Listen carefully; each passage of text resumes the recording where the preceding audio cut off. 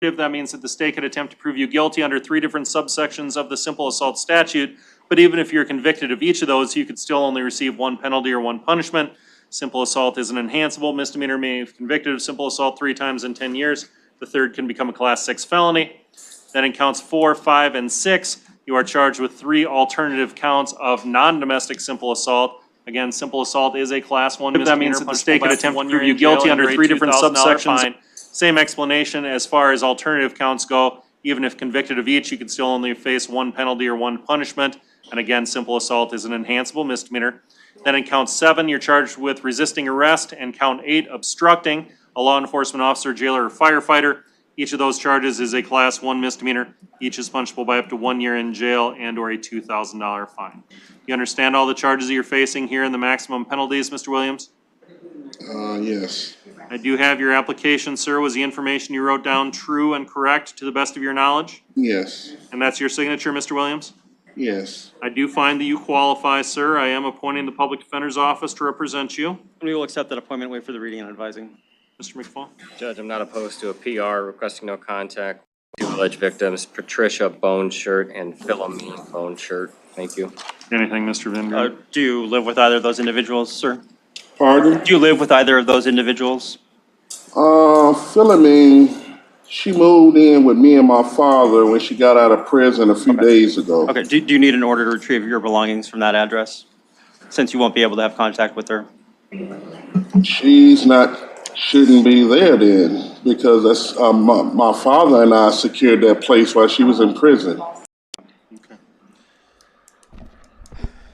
All right, so Mr. Williams, in your case, I am going to release you on a personal recognizance bond. That PR bond is conditioned on your good behavior. Must stream.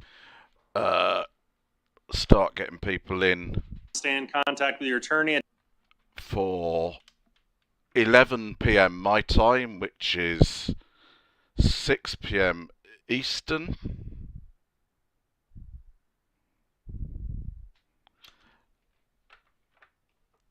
We're going to have a live stream on a sex offender. So if you have concerns about listening to graphic stuff, you're best to stay away. However, if you want to listen and hear about what we found out about a member of the community, you're welcome to come back at about, at 11 p.m. my time, which is 6 p.m. Eastern, 5 p.m. Central, etc., etc. Right, I'm going to go silent now for a while. I might leave 1 or 2 of my videos playing just to keep you entertained until we go live. Well, until we actually start our expose, shall we say. So, 11 p.m. Right, let's look at my channel and let's select a video to play.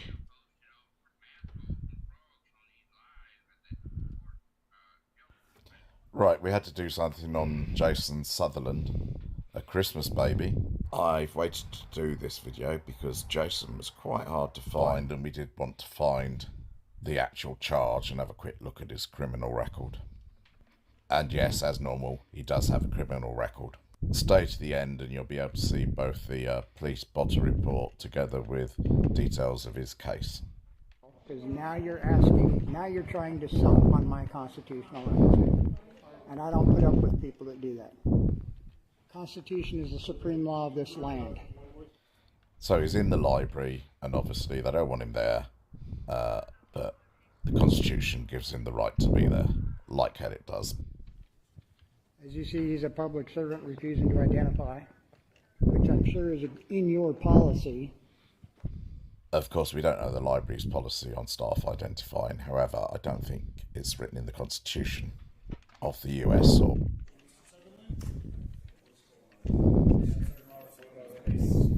Name and badge number. Name and badge number. Name Name and badge number. Officer Gilder, 854. Your turn. I like this officer when he just ignored him here. Obviously, they don't have to give that immediately. You're not the puppet master. I haven't done anything wrong. I've committed no crime. I broke no law.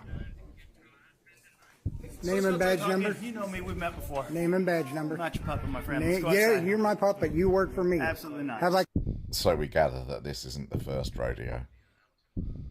I committed a crime? You're I like this trespassing. officer. Oh, wrong. Just ignored No, him we here, went through this obviously. last time. 164255 of the Arizona or Oregon Revised Statute. You're going to shut up and listen. We went through this You're last going to time. shut up and listen. You work for me. It's not going to work that way. Oregon Revised Statute 164255 says a person is guilty of committing criminal trespass if they enter or remain unlawfully Correct.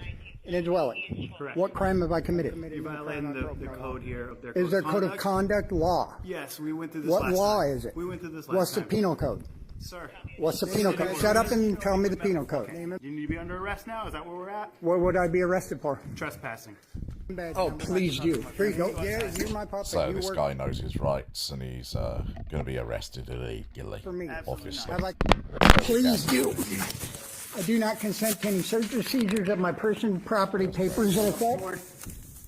I committed a crime. I'm not resisting. No, no, you're not. You're trespassing. Oh, wrong. So that was the arrest, but the good bit of video comes up now.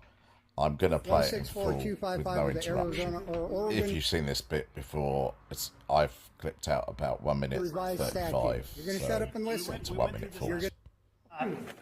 We'd rather not. You're going to have to.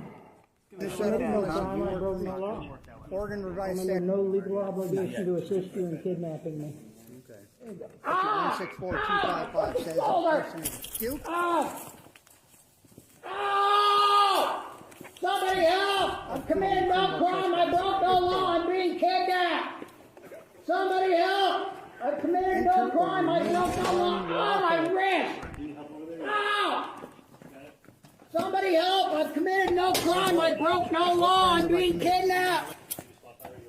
Oh, my fucking wrist, you goddamn cocksuckers! Is there code of conduct law? Yes, we went through this What last law time. is it? What's the penal code? Ow! Ow! Ow! Sir. What's the penal code? Shut up and tell me the penal Now I code. can't feel my hands. I hope you're fucking happy. Ah! You need to be under arrest now. Oh! What would I be arrested Oh! Oh! Would you walk with us the rest of the way? Oh! Trespassing. You've already kidnapped me. Now I can stand up. Okay, all right. Oh, my God. Roll onto your rear towards Oh! Just slowly roll over here. Bring your foot up towards your butt right here. Bring your foot up towards your butt. Sit up on your rear. All right. Somebody help! Tuck your foot in towards your rear. We're going to push you in 1, 2, 3. Push your stand. I've committed no crime. I broke no law. And I not was consent just to this. kidnapped. Now you will note from what the cop is Search holding procedures that of my person, Jason property, actually had a papers, and samurai effect. sword on him. I don't know why he needed a samurai sword in the library. I need to go and check his record to check if he's a felon, and he's carrying that because he can't carry a firearm. Right, in the next bit you'll just hear him talking to a female cop. Obviously he knows his rights. I'm going to overlay the police blotter entry relating to this together with the video comes up his now. Citation details. I'm sorry you had to No meet interruption. Arizona or Oregon. If you've seen this bit before. I really am.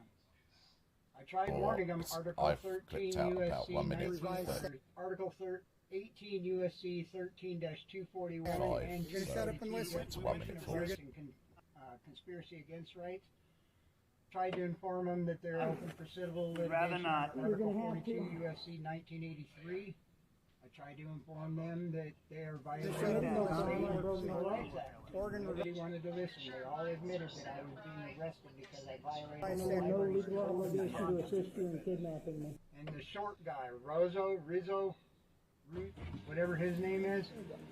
64255. Yeah, whatever his name. The real short one, the one that initiated the arrest and kidnapping. I tried warning him multiple times. Hey, I'm not breaking a law, and I have him on camera admitting I didn't break a law. Somebody help! Library because I'm exercising my Second Amendment constitutional right. I'm committing no crime, I broke no law, I'm being kicked out. Conduct and for criminal trespass. So there you have it, Jason Sutherland. Somebody We all help! know that the library is not a traditional public forum, and constitutionally, the arrest is valid. Just if you're waiting my live stream, we're doing an expose at 5 p.m. Eastern. I'll just be running a video round and round here, so you're welcome to stay, or if you want to hear some details about a member of the community, come back in about 45 minutes, well, between 40 and 45 minutes. You don't need to stay with me now, but I just wanted to go live to announce that that's what we're going to do, and I'm going to stay going live, and we're doing a little talk and what have you at 5 p.m. East. Sorry, 5 p.m. Central, 6 p.m. Eastern. That's right. 6 plus 5 equals 11. I can't work out what I'm hearing on my... Shut up and tell me the people. Now I can't feel my... Was I broadcasting twice? Oh, God, I was. Stupid idiot. Oh, well. There we go. I don't know how many I've got in chat now. How many? Are there some people in chat? There are some people in chat. I'll talk to you. I'm just preparing for this stream, so I'll be in and out of chat. But, right, we've got... Accountability for all. Angel for Animals. Fuck you. Page B. Moami 67. What's up, Playboy? Melissa Stedman. Fuck you ain't my daddy. JR. Guido. Logan Sandman. Who else we got? Trying to pick up anyone who's new. Robert Bear. Internet God. Carl Hacker. Robert Bear, Big D, Ham Sandwich, Carl Hacker, Timo Casella. Right, hang on, I'm going down the bottom here. Got a few people. Right, as I say, wait around or go elsewhere for 45 minutes, get your cups of tea and get your popcorn. What we're going to be going through isn't very nice, not very nice listening, but... it's got to be done. Someone's got to do it. Let's just... I think this is on loop. We'll see. Thanks for watching. So if you've watched it once before, yeah, look, Right, we're we on had loop. to do something on Jason Sutherland. Shall I leave it on loop, or shall I... I've waited to do this video because Jason was quite hard to find, and we did... Let's, we'll play Mark's, Mark Burgess's,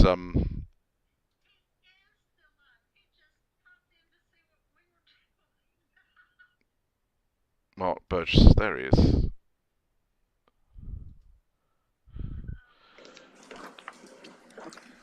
Alright, so this is on the 3 o'clock calendar, State of South Dakota versus Mark Burgess, here with Ms. Smith. Right, I'll catch you later. I'll leave you with, 3904. fuck the police for a while. You are charged in an 8-count complaint. Count 1 alleges 1 count of stalking, which is a Class 1 misdemeanor, punishable by up to 1 year in jail and or a $2,000 fine. Counts 2 through 7 inclusive, so that would be 6 counts of permitting, threatening, or harassing telephone calls. Each of those counts is a Class 1 misdemeanor. Each is punishable by up to 1 year in jail and or a $2,000 fine. And then finally, count 8 alleges a terrorist threat.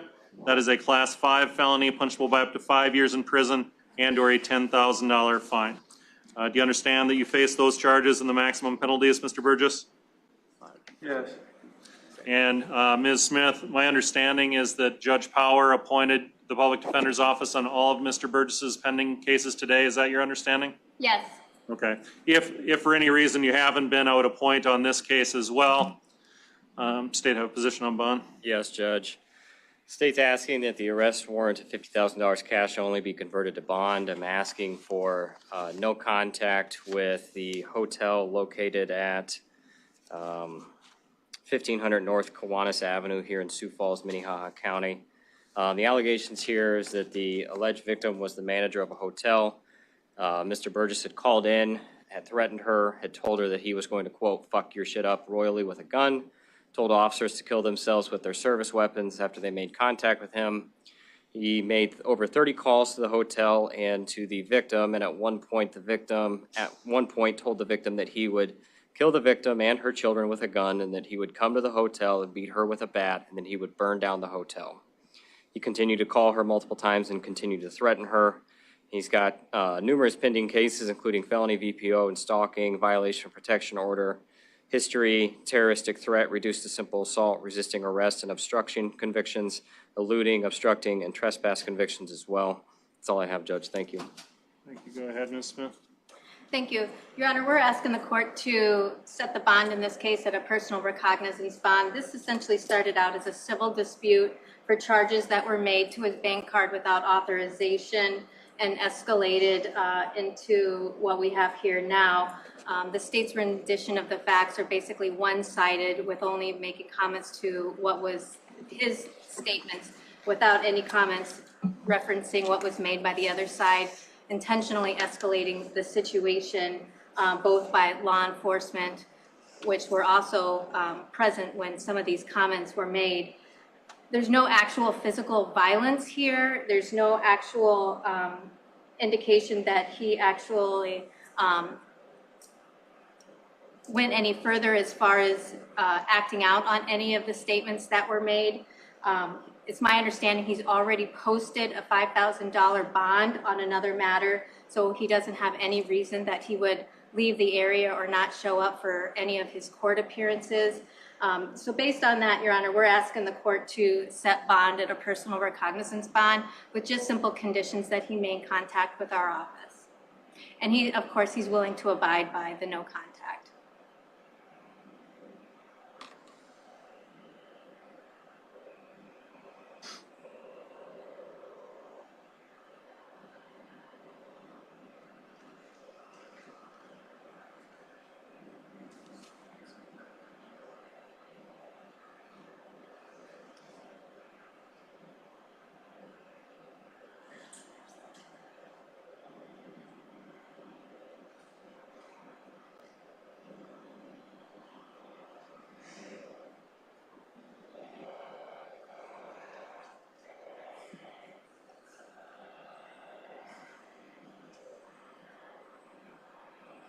I've read through the arrest affidavit, the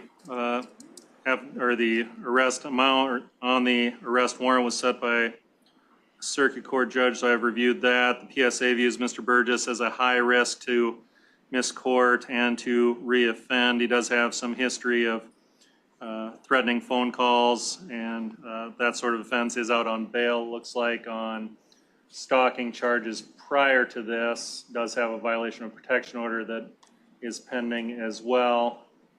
Allegations in the affidavit are certainly concerning.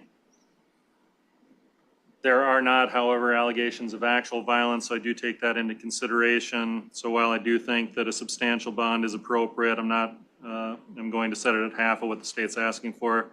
$25,000 cash, good behavior, stay in contact with your attorney, attend all of your court appearances, no contact with Kimberly Teets or 1500 North Kiwanis Avenue here in Sioux Falls. That means no contact in person, no telephone calls, no voicemails, emails, text messages, third-party contact, or social media contact, and no contact within 500 feet of that address. We'll enter a not guilty plea and set this matter then for a 15-day preliminary hearing. All right, thank you.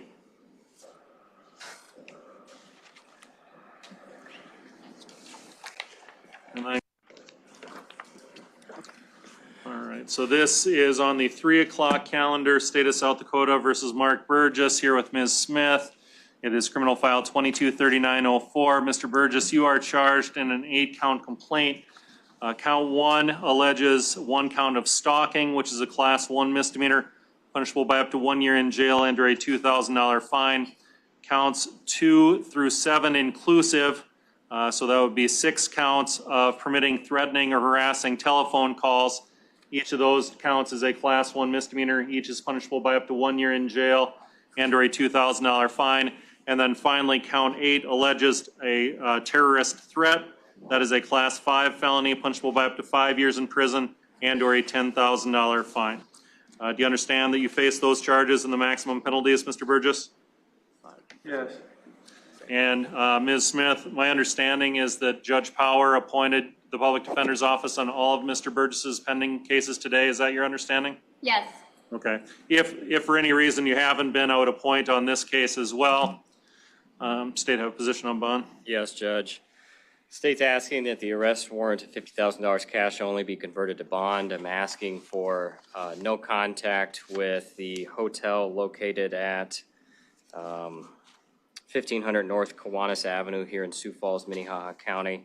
The allegations here is that the alleged victim was the manager of a hotel. Mr. Burgess had called in, had threatened her, had told her that he was going to, quote, fuck your shit up royally with a gun, told officers to kill themselves with their service weapons after they made contact with him. He made over 30 calls to the hotel and to the victim, and at one point told the victim that he would kill the victim and her children with a gun, and that he would come to the hotel and beat her with a bat, and then he would burn down the hotel. He continued to call her multiple times and continued to threaten her. He's got numerous pending cases, including felony VPO and stalking, violation of protection order, history, terroristic threat, reduced to simple assault, resisting arrest, and obstruction convictions, eluding, obstructing, and trespass convictions as well. That's all I have, Judge. Thank you. Thank you. Go ahead, Ms. Smith. Thank you. Your Honor, we're asking the court to set the bond in this case at a personal recognizance bond. This essentially started out as a civil dispute for charges that were made to his bank card without authorization and escalated into what we have here now. The state's rendition of the facts are basically one-sided.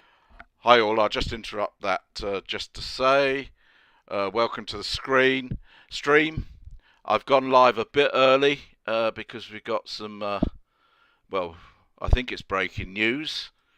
We've got some information today. I was on, to give you some idea, I did a public records request today. I am coming through. Am I? Check my mic levels. Yeah, I am coming through. Should be coming through. Hopefully coming through. Maybe a bit too loud there. Sorry if you're wearing headphones. Yeah, so hang around, get your popcorn ready, get your drinks ready. We're about half an hour until we actually start the stream. Now, we're running the stream on Navin's channel. So Navin will be in control of the stream. I will be restreaming it here. So you'll be able to watch it here. You'll obviously be a second or two behind. I'm actually going to be watching Navin's. So I won't be in my chat very much. But you're obviously all welcome to chat one another. Oh, a little loud. Sorry about that.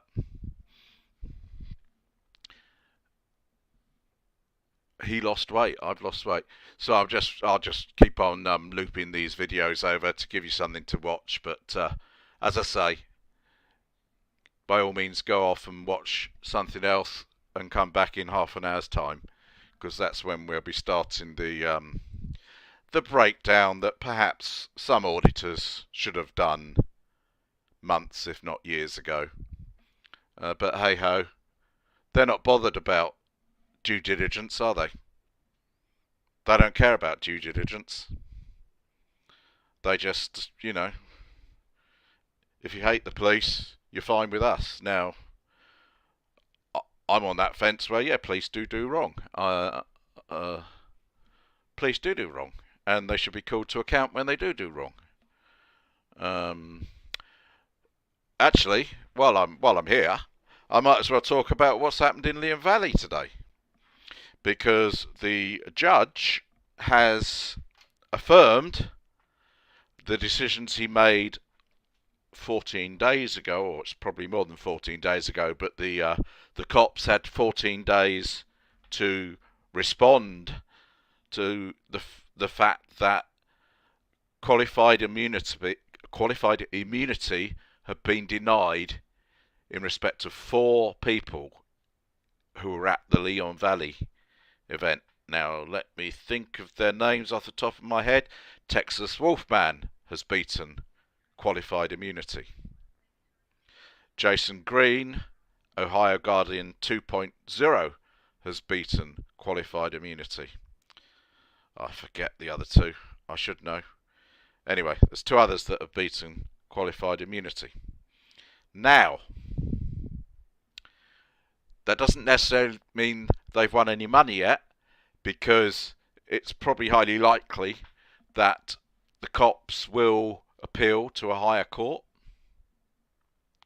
to reverse that decision and make it go to trial with the other elements that are going to trial. So it's by no means over yet. However, there are 4 people who are currently ahead, very much ahead, in that case. So that's one, and I'm all for those Leon Valley plaintiffs. I think some that have had their cases thrown out, that's not being fair. In my view, their constitutional rights were abused. But then we come to yesterday, and the fool that is, I've got to get the place right, Denver Metro Audits. It does amaze me that people in this auditing arena haven't done their research on the law, read the DHS memo, and don't know how to abide by the guidelines that DHS memo states. And they were obviously against the guidelines yesterday, and the guy was cited, and he'll probably have to pay those fines unless, for whatever reasons, the federal government just don't decide to proceed because it's not worth their effort. But First Amendment auditors, well, one thing, they didn't have to enter the building. He didn't have to enter the building to actually take a case, because if he thinks his rights have been infringed, the rights have already been infringed by the cops denying him entry to the building. So he can still take a case and prove his point in court. But obviously, this is all about the money. All about the money. And, I mean, he had super chats rolling in yesterday. And obviously, the views on his videos, because he's been arrested, he's going to get lots of views. I don't know if it'd have gone in if delete laws had or had not turned up. Who knows? But delete laws did nothing to hold him back, let's say. I think delete laws possibly didn't know that the guy has an attorney and isn't going to be using Bobby Law Legal. Hi, Wilma. With you coming in, we ought to, I'll start this video again. Let's start it again. It's always fun watching Mark.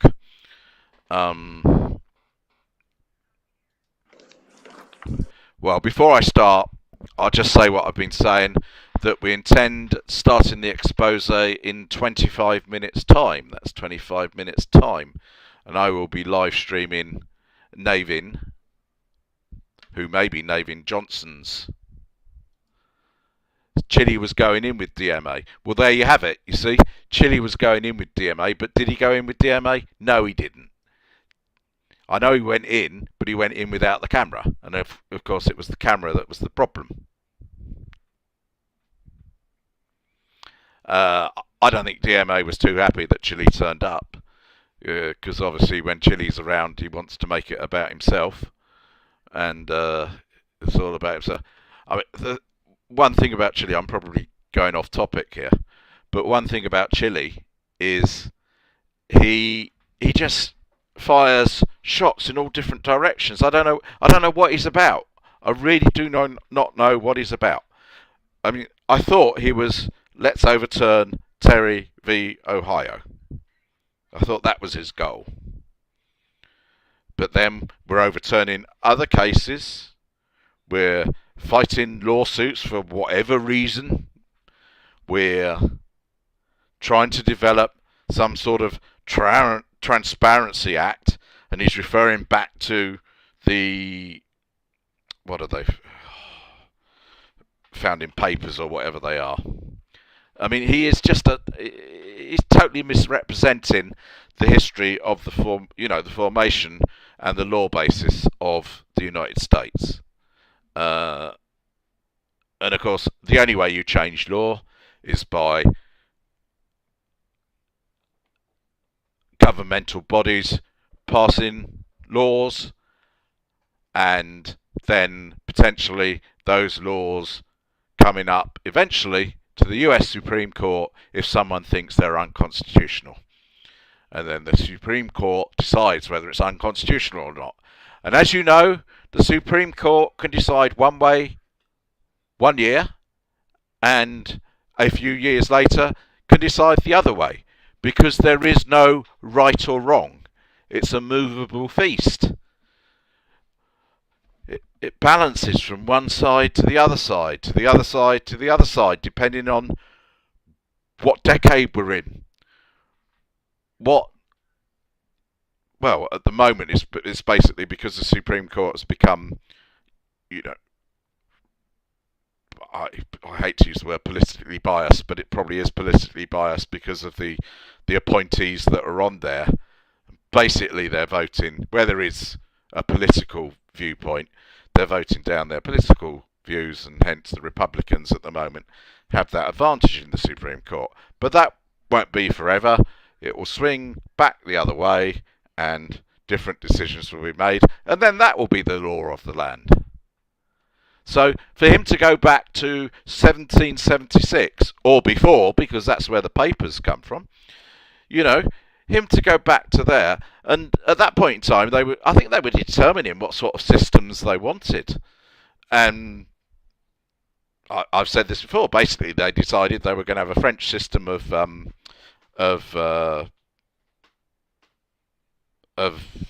executive, parliament, etc. So, what I call parliament. So they were going for an executive system, presidential system, republican system of government, but with a British system, or English system, England and Wales. I don't know if 1776 we were combined. We're now basically combined. All England and Wales have the same laws. Scotland don't. But that was based on English law at the time, and then it's developed over the time. But the principles in which the law is set, is still the same. That governments pass legislation, and then the courts interpret it. And the courts will interpret it one way or the other. I've got to read the chat now. I'm going to play this video now because I've been talking a monologue for too long. What is it? It's 20 to 11 here, so that's 20 to 6 Eastern time, so 20 minutes, and then we'll start this live stream, assuming Navin is ready. You can go over to Navin's channel at the time to watch it. I'll be on this channel. I'll be a few seconds behind, but I won't be in chat on this channel because I'll be in Navin's channel because I'm taking part in the stream. So, and I do warn you, I did give this warning earlier, but some of the stuff we're going to go through isn't nice. Obviously, if auditors had done their due diligence, they would have got that sorted, and he wouldn't have appeared, and hence we wouldn't be needing to do an expose. But we had to do an expose. I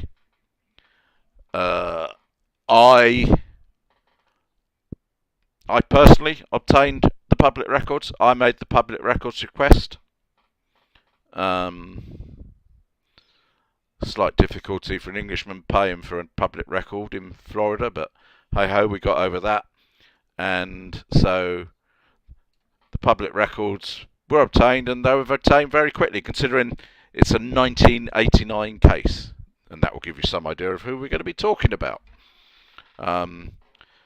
But as I say, I might catch you all later.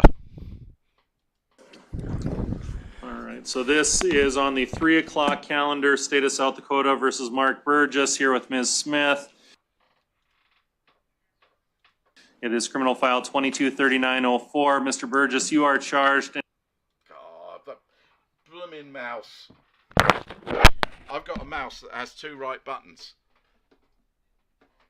So I can't get rid. I've got to find the other mouse. Bear with me 1 second. That's better. Right. I've got the other mouse in my hand. There we go. In an That's 8-count not complaint. proper left button. Count 1 alleges 1 count of stalking, which is a class 1 misdemeanor, punishable by up to 1 year in jail and/or a $2,000 fine. Counts 2 through 7 inclusive, so that would be 6 counts of permitting, threatening, or harassing telephone calls. Each of those counts is a class 1 misdemeanor. Each is punishable by up to 1 year in jail and/or a $2,000 fine. And then finally, count 8 alleges a terrorist threat. That is a class 5 felony, punishable by up to 5 years in prison and/or a $10,000 fine. Do you understand that you face those charges and the maximum penalties, Mr. Burgess? Yes. And Ms. Smith, my understanding is that Judge Power appointed the Public Defender's Office on all of Mr. Burgess's pending cases today. Is that your understanding? Yes. Okay. If for any reason you haven't been, I would appoint on this case as well. State have a position on bond? Yes, Judge. State's asking that the arrest warrant of $50,000 cash only be converted to bond. I'm asking for no contact with the hotel located at 1500 North Kiwanis Avenue here in Sioux Falls, Minnehaha County. The allegations here is that the alleged victim was the manager of a hotel. Mr. Burgess had called in, had threatened her, had told her that he was going to, quote, fuck your shit up royally with a gun, told officers to kill themselves with their service weapons after they made contact with him. He made over 30 calls to the hotel and to the victim, and at one point told the victim that he would kill the victim and her children with a gun, and that he would come to the hotel and beat her with a bat, and then he would burn down the hotel. He continued to call her multiple times and continued to threaten her.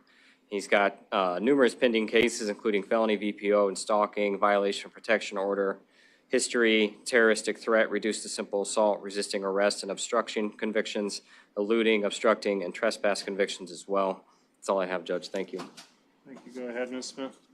Thank you. Your Honor, we're asking the court to set the bond in this case at a personal recognizance bond. This essentially started out as a civil dispute for charges that were made to his bank card without authorization and escalated into what we have here now. The state's rendition of the facts are basically one-sided, with only making comments to what was his statements without any comments referencing what was made by the other side, intentionally escalating the situation both by law enforcement, which were also present when some of these comments were made. There's no actual physical violence here. There's no actual indication that he actually went any further as far as acting out on any of the statements that were made. It's my understanding he's already posted a $5,000 bond on another matter, so he doesn't have any reason that he would leave the area or not show up for any of his court appearances. So based on that, Your Honor, we're asking the court to set bond at a personal recognizance bond with just simple conditions that he made contact with our office. And he, of course, he's willing to abide by the no contact.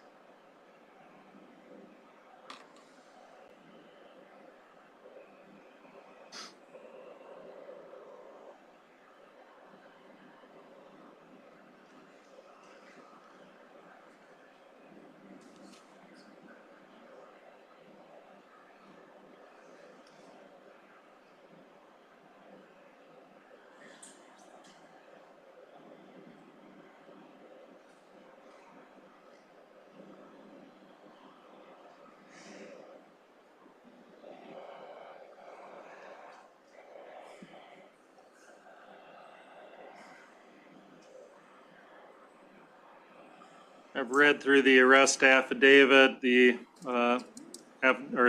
arrest amount on the arrest warrant was set by circuit court judge, so I've reviewed that. The PSA views Mr. Burgess as a high risk to miscourt and to reoffend. He does have some history of threatening phone calls and that sort of offense. Is out on bail, looks like, on stalking charges prior to this. Does have a violation of protection order that is pending as well. Allegations in the affidavit are certainly concerning. There are not, however, allegations of actual violence, so I do take that into consideration. So while I do think that a substantial bond is appropriate, I'm going to set it at half of what the state's asking for, $25,000 cash, good behavior, stay in contact with your attorney, attend all of your court appearances, no contact with Kimberly Teets or 1500 North Kiwanis Avenue here in Sioux Falls. That means no contact in person, no telephone calls, no voicemails, emails, text messages, third-party contact, or social media contact, and no contact within 500 feet of that address. We'll enter a not guilty plea and set this matter then for a 15-day preliminary hearing. All right, thank you.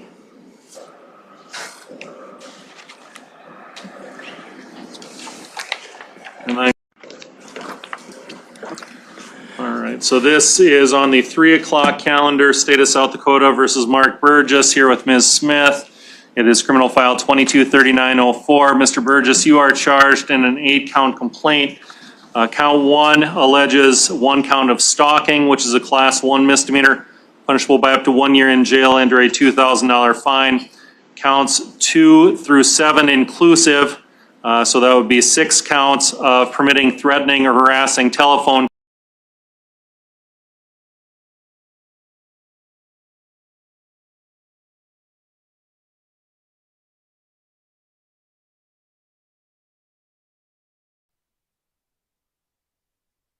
I said sorry about that, but my mic was off, so I'm going to have to repeat again. Sorry about that. What should we do? What should we do to lead in? Well, I suppose we could play this one. This one's. How do you know I'm not? How do you know I'm not? At the wrong place. If you're trying to rouse people, no, you at the wrong place. I'm sticking up CPS. Go do some real activism. This is real activism.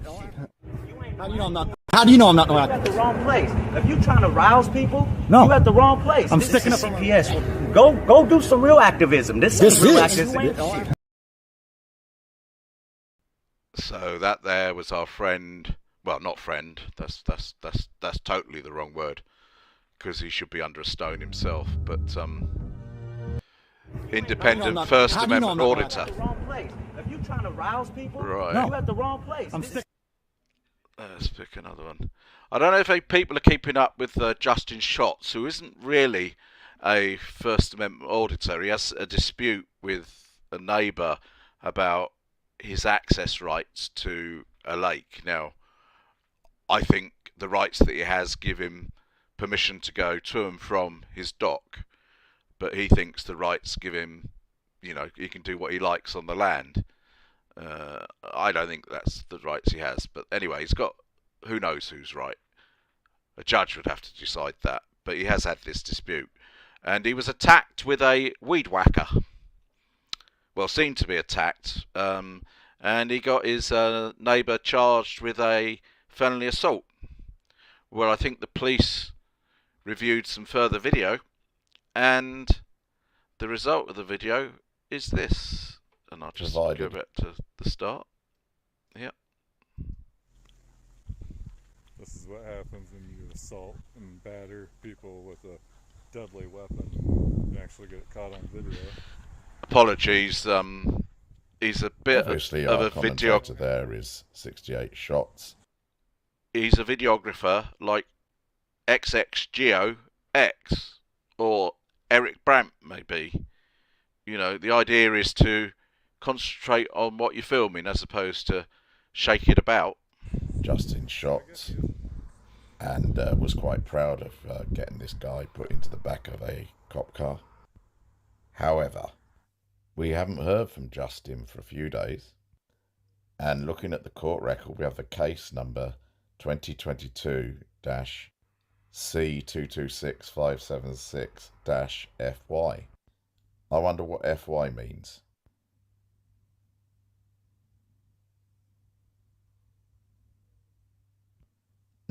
False report of a felony.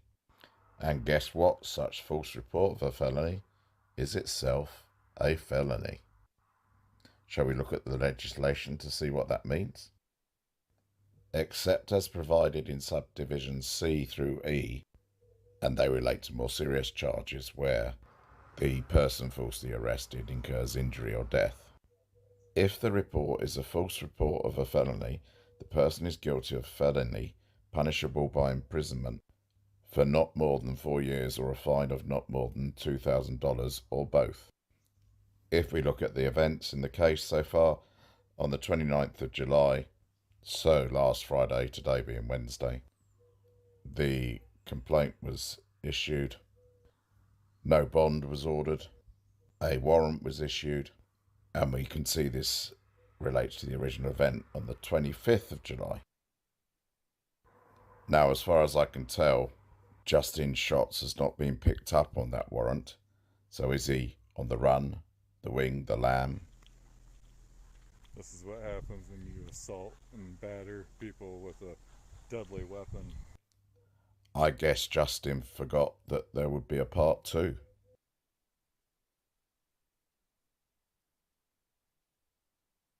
Live. There we go. I'm back. Right, Navin has gone live. He's going to do a bit of a intro before we start the actual expose in 8 minutes time. This is a bit like Chile, isn't it? What's up, Playboy? Anyway, I don't do that very well. So we got to find Navin's channel. Channels. That's not his channel. Why isn't his channel there? Subscriptions. Navin. There we go. Navin! Anyway, I don't do that very well. Navin, get that image off your screen. David's channel.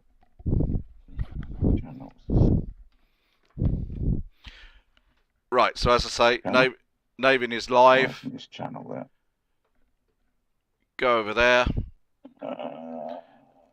I'll be restreaming it here. There we go.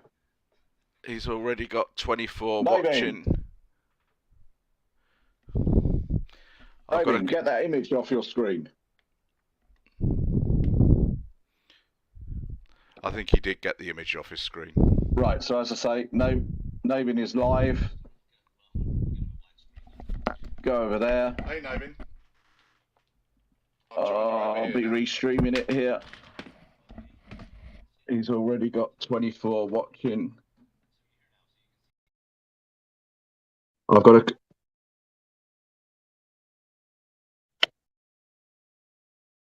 I think he did get the image off his screen.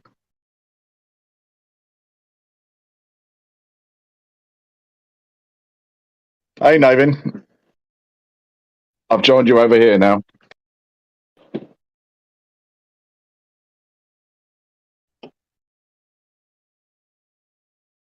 Yeah. Yeah, we don't want to give him that, do we? That early?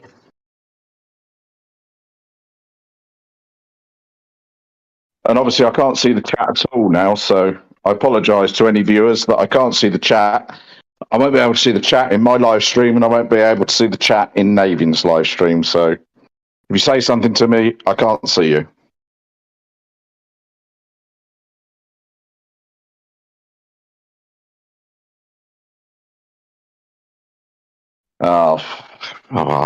It's too late, Navin. It's too late. If there's anything important, you can tell me. How many have you got in your stream? Hopefully some people have come over from my stream. Oh, good. Yes, there's some people that joined you. That's good. We're gonna start this at what, in about 5 minutes' time, aren't we, Navin? You want to go now? You want to start now? We mustn't expose anything before 11 though, in case people who I've told we're going live at 11. So we mustn't expose anything, but you know, you could play some preliminary videos of our guy.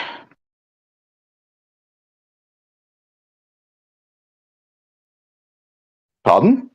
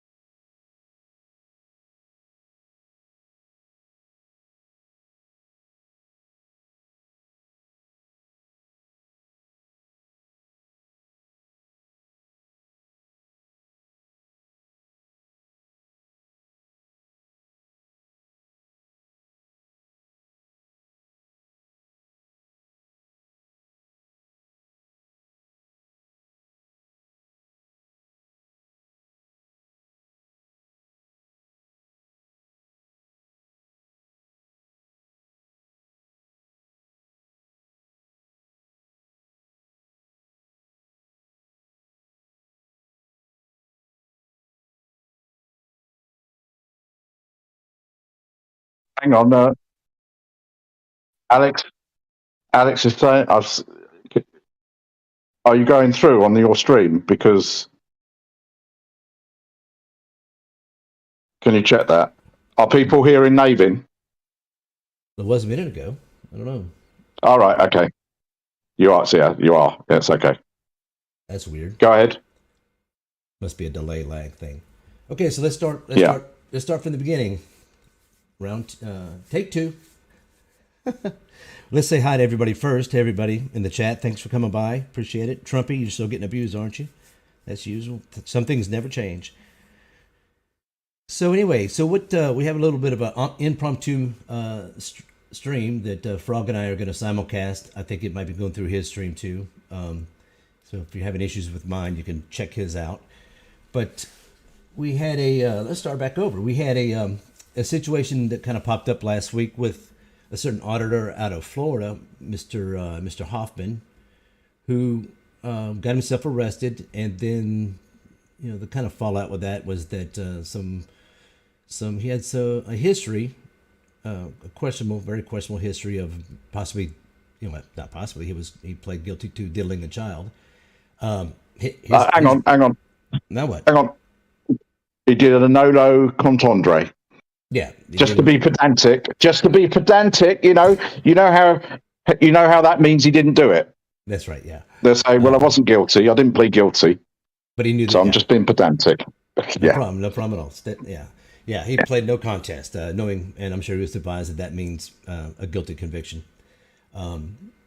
So anyway, he, in order to, I don't know why, but he chose to go on a couple panels, namely Porter Farmer, and then later AFA the next day, and kind of plead his case. And his case is such, he's saying basically, it wasn't me, it was some other guy, right? That's kind of where we are. The uncle did it. Yeah. The uncle did it. Yeah, the creepy uncle definitely wasn't me. And isn't there a Who song, Evil Uncle Ernie or something? Something like that. His name was Ernie. Well, it sounds, it's easy to say, right? Ooh, the creepy uncle. It's on Tommy, I think. The rock opera. Yeah, so, and he kept saying something that kind of piqued our interest. He kept saying, I remember it was that little girl. He kept saying little girl, but the document said 12 to 16. But he kept saying, I remember her being littler than that, or younger than that. And so we were like, why would he say that, So a lot of his nonsense did make sense about what he said when he walked in on his uncle diddling, the girl's uncle diddling the little girl, and he made some kind of questionable comments. Just kind of like, what do you talk? First thing he did was, during Porter Farmer's interview, he didn't say anything about whacking the guy. He didn't say anything about that. Said he walked in, saw it, and then there was a mad dash to the phone. First one to the phone is innocent and kind of thing. Back then they didn't have cell phones, right? It was 89.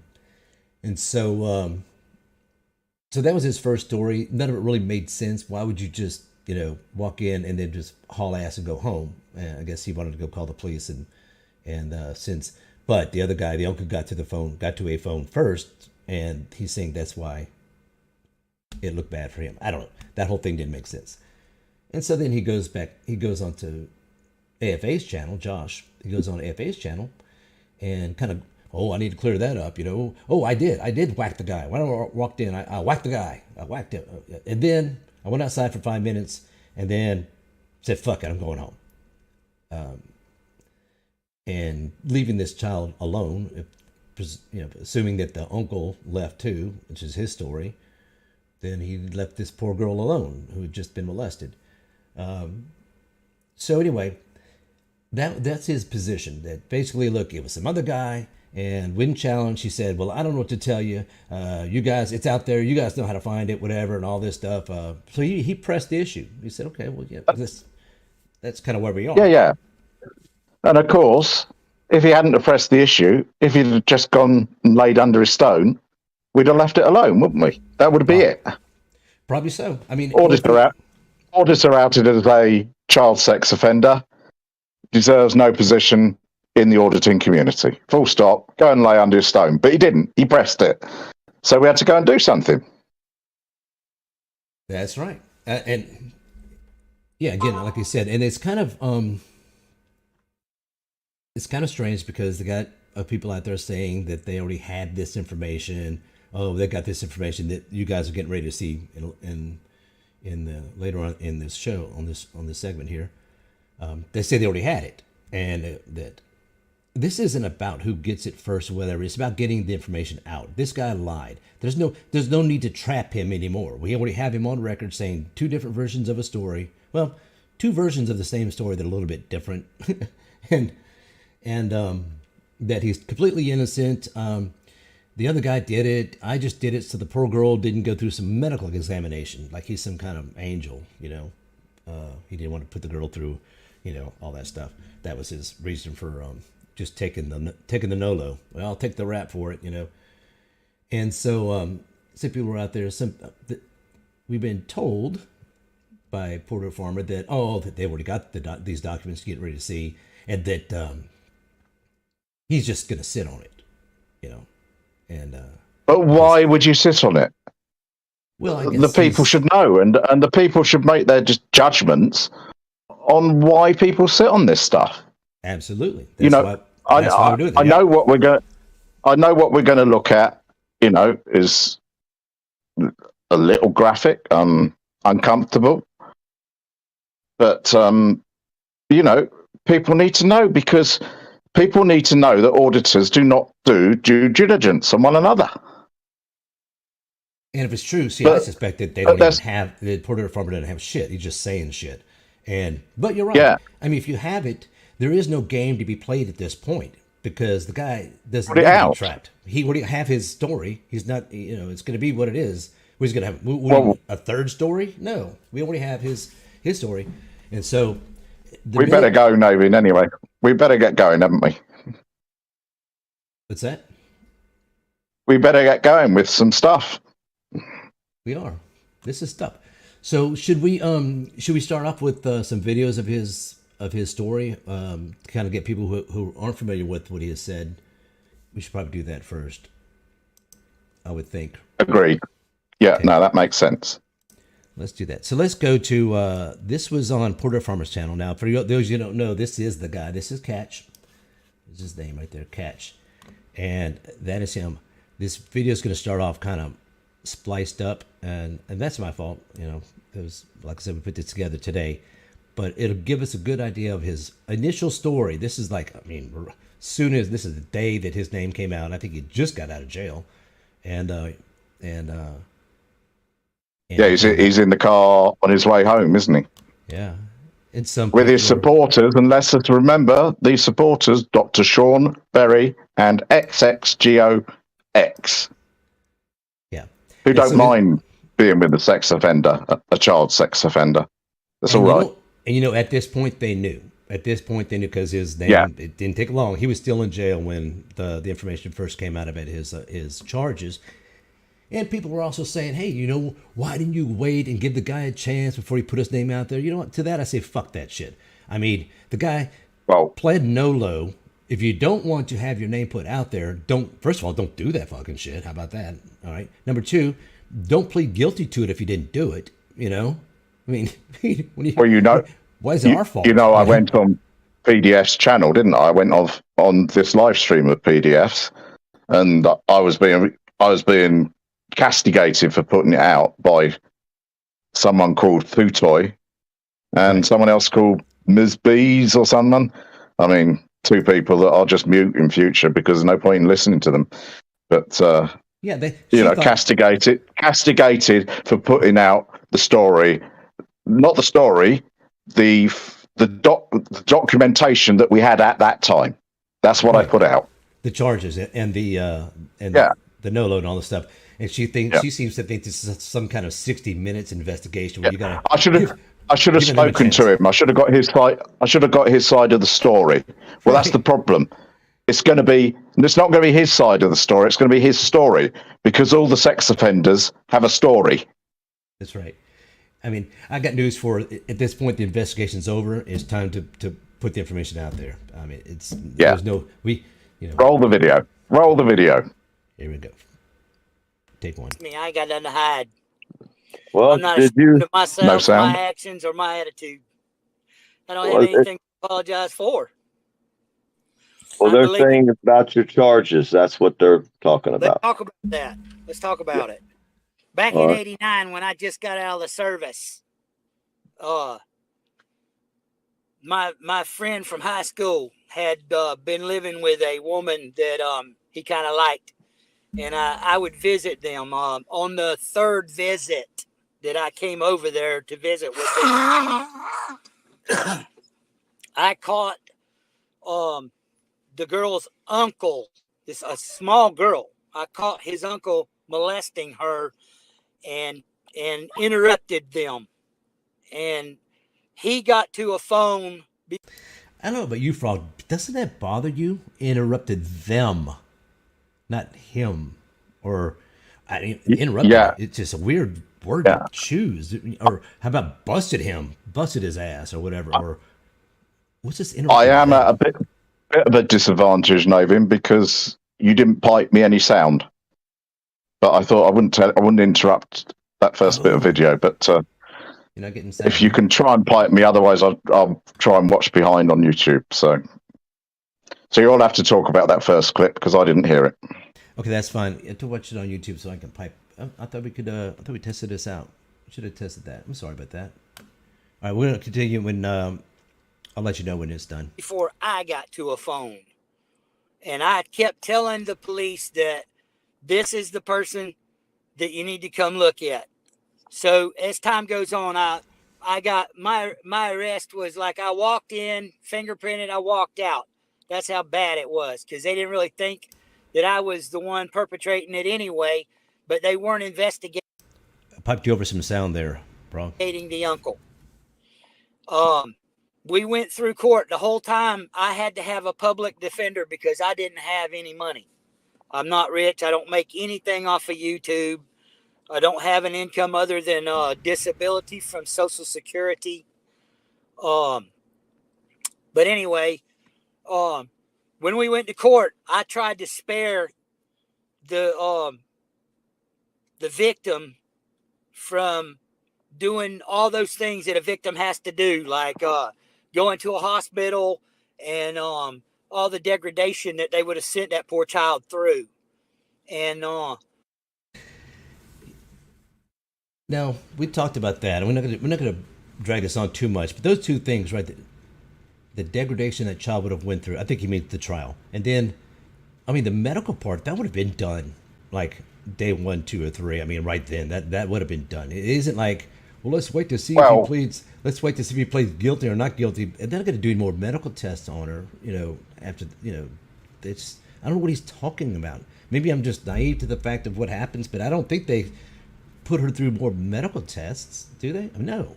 And I suspect, Navin, when we come to the document, but I suspect that probably there were no medical examinations. Yeah. Because this story about the uncle and something happened immediately just seems nothing of the like in there, and it's like a little while after the event, so there wouldn't have been any forensic evidence available. So I doubt that the child had any medical examinations. But hey ho. Yep, I think the audience is going to come to this exact same conclusion, but we'll see. I pleaded nolo contendere in court. Didn't know then about the law what I know now. Bullshit. That lawyer, that lawyer, and the judge told you too. No, they didn't just say plead nolo. Oh, you'll find out, at the day of that hearing that you're going to be. And he knew. The lawyer told him nolo means, look, you're done. You're going to find guilty. Yeah. Yeah, no, and for all the young'uns in the room, I mean, I know 19. Sorry. Sorry, I was going to say, for all the young'uns in the room, for those who think 1989 is a long time ago and, the legal system was back in the dark ages, well, no, it wasn't. We're not like going back to 1850 or something. Right. Now, I would have fought it tooth and nail all the way to the end. Bullshit. I didn't really think it was a big deal because, He didn't think it. Now, remember that key phrase there. I didn't think it was a big deal. That's going to be a recurring theme. I didn't do anything, and I knew I hadn't done anything, so I wasn't worried about it. During the trial, at the end of it, I was under the impression that they were going to find it not guilty. And I mean, sorry, hang on. He's had it explained to him what nolo contendere means. So how can he be then saying, at the trial, I thought I'd be found not guilty? I mean, there was no trial of the fact. He was found guilty because he pled nolo contendere. Yeah. He expects us to believe first that he thought that nolo meant plead no contest and then have a jury trial. But he also expects us to believe that he didn't have that explained to him by either his attorney. Well, I don't care if it's a public pretender, like he says, but the judge would have told him the exact same thing beforehand. Now, this was going to happen. There's not going to be a trial. You're going to be. I mean, this isn't that complicated. But he thought he thought no big deal. I'll plead nolo and go to trial, and they will find me not guilty. Whoever they is. I guess he's talking about a jury. Anyway, it went through. There was no trial.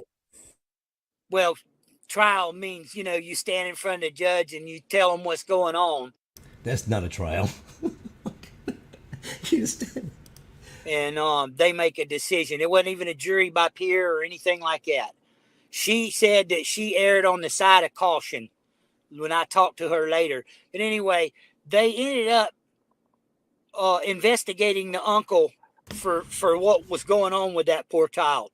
And they were fixing to go and arrest him. And this was about 1.5 years to close to 2 years after I had gone to trial, because I wouldn't shut up about me being innocent, that me not diddling that poor little child. And when they went to go find him or get him, he ended up getting killed. He wrecked his car up and it killed him. Okay, let's back up. Let's wrap that up a little bit. So he was jumping up and down, yelling. He wouldn't shut up. I'm not guilty. I'm not guilty. Pounding his hands on the desk and all that stuff. I'm not guilty. I'm not guilty. Yep, that's all that would come out of his mouth. I'm not guilty. And okay. So they didn't have anybody else to arrest, and they never went back and vacated the charges. Okay, so they had nobody else to arrest. The guy completely is dead now, and they had nobody else to arrest, but they wouldn't, as he said, vacate the charges. I guess, remove the charges, whatever. And I've never. Well, I was going to say there's no evidence on the court file of any filings in connection with him trying to get the charges vacated. No, there's other motions, right, or other pleadings, right? But not. Oh yeah, he's not been thrown right into the court. Right. Of money to have a lawyer go back and vacate those charges. There's the mouse defense, or what's the other defense? I didn't have the money. I didn't have the money. I'm sorry. I've heard the excuses before from I'm other sorry, monsters. is that the frog talking or somebody that you're just the same as all the others. All right. Hold up, frog. Hold up, frog. So you actually pled out in court then, is what you're saying. You didn't go to trial. You went ahead and pled. Yeah, I was trying to save the victim because, see, I didn't understand back then what kind of a big deal we're talking about. 27-year-old man. There it is again. I didn't understand what a big deal wasn't a big deal. Of course you did. No one admits a a sexual charge against a child. I'm sorry. Hold up, frog. I tried to tell you, I wasn't going to have you talking. I'm going to let him tell his story. That's what we got to do here. But go ahead, man. If you didn't catch that, Porter Farmers just kicked Frog off the panel. Because I was questioning. Right. But now Porter Farmer said, "Oh, I'm just trying to trap the guy. I'm a fucking whatever." So you pled out to stop her from having to go through charges. Right. See, but that's what I'm saying. You was how old? You've been in the service? You just got out of the service? Yeah, I just got out of the service. I had a 6-year-old daughter myself. She died that year from congenital heart defect. Damn, I'm sorry. I've got 5 other children that are living. One of them's was adopted, there's never been any of that crap going on in my family. I'm gonna tell you that right Did you now. do any jail time when you pled out? No, No jail time. I got With no jail time. probation. He got probation. Wait, who has the lie counter? I don't have my lie counter's broken. I think we're at number. Mine doesn't go high enough. Okay. Yeah, right. That's what broke mine. Same thing. And that was before there was a sexual offenders list, the way I understand it. This was 89. Sexual offender list didn't come out to what, 93 maybe or something like that, 91. I don't know. I really don't know because I don't think along them lines. I'm sure that you know that people of that mindset all the time reoffend. They always find another victim. You know, Rogue Nation, James Madison came out and said they told everybody not to have nothing to do with you, I think, last night on the film. That's their right. Yeah, no, I just asked you, did you know that? I've asked you, did you know this? I'm asking you. No, I didn't know it, but, it doesn't matter. I don't care. I know in my heart where I stand, and nobody's judgment or opinion is going to change that. I don't care what people think. I am not the least little bit worried about what others think about something I may or may not have done. Right. Well, public opinion, I mean. Why would he say may or may not? Yeah. Yeah, may or may not have done. Those were really strange words. Yeah. But also, his lack of, feeling any guilt towards the community that he was a part of and he's brought into disrepute. He feels no shame for, this coming out. He doesn't care. Yeah, we've seen that a lot of times, Frog. They'll kind of draw the line. Say, look, I don't care. You can think what you want to think, and it doesn't bother me one way or the other, all that stuff. But we've seen that many, many times, and you're right. There's I think he may have said something about, or maybe no, somebody said that on his behalf that he damaged the auditing community, one more blemish and things like that. I don't think it came out of his mouth though. I ain't worried about it. Public opinion is pretty major, isn't it? Yeah, if you're into that kind of thing.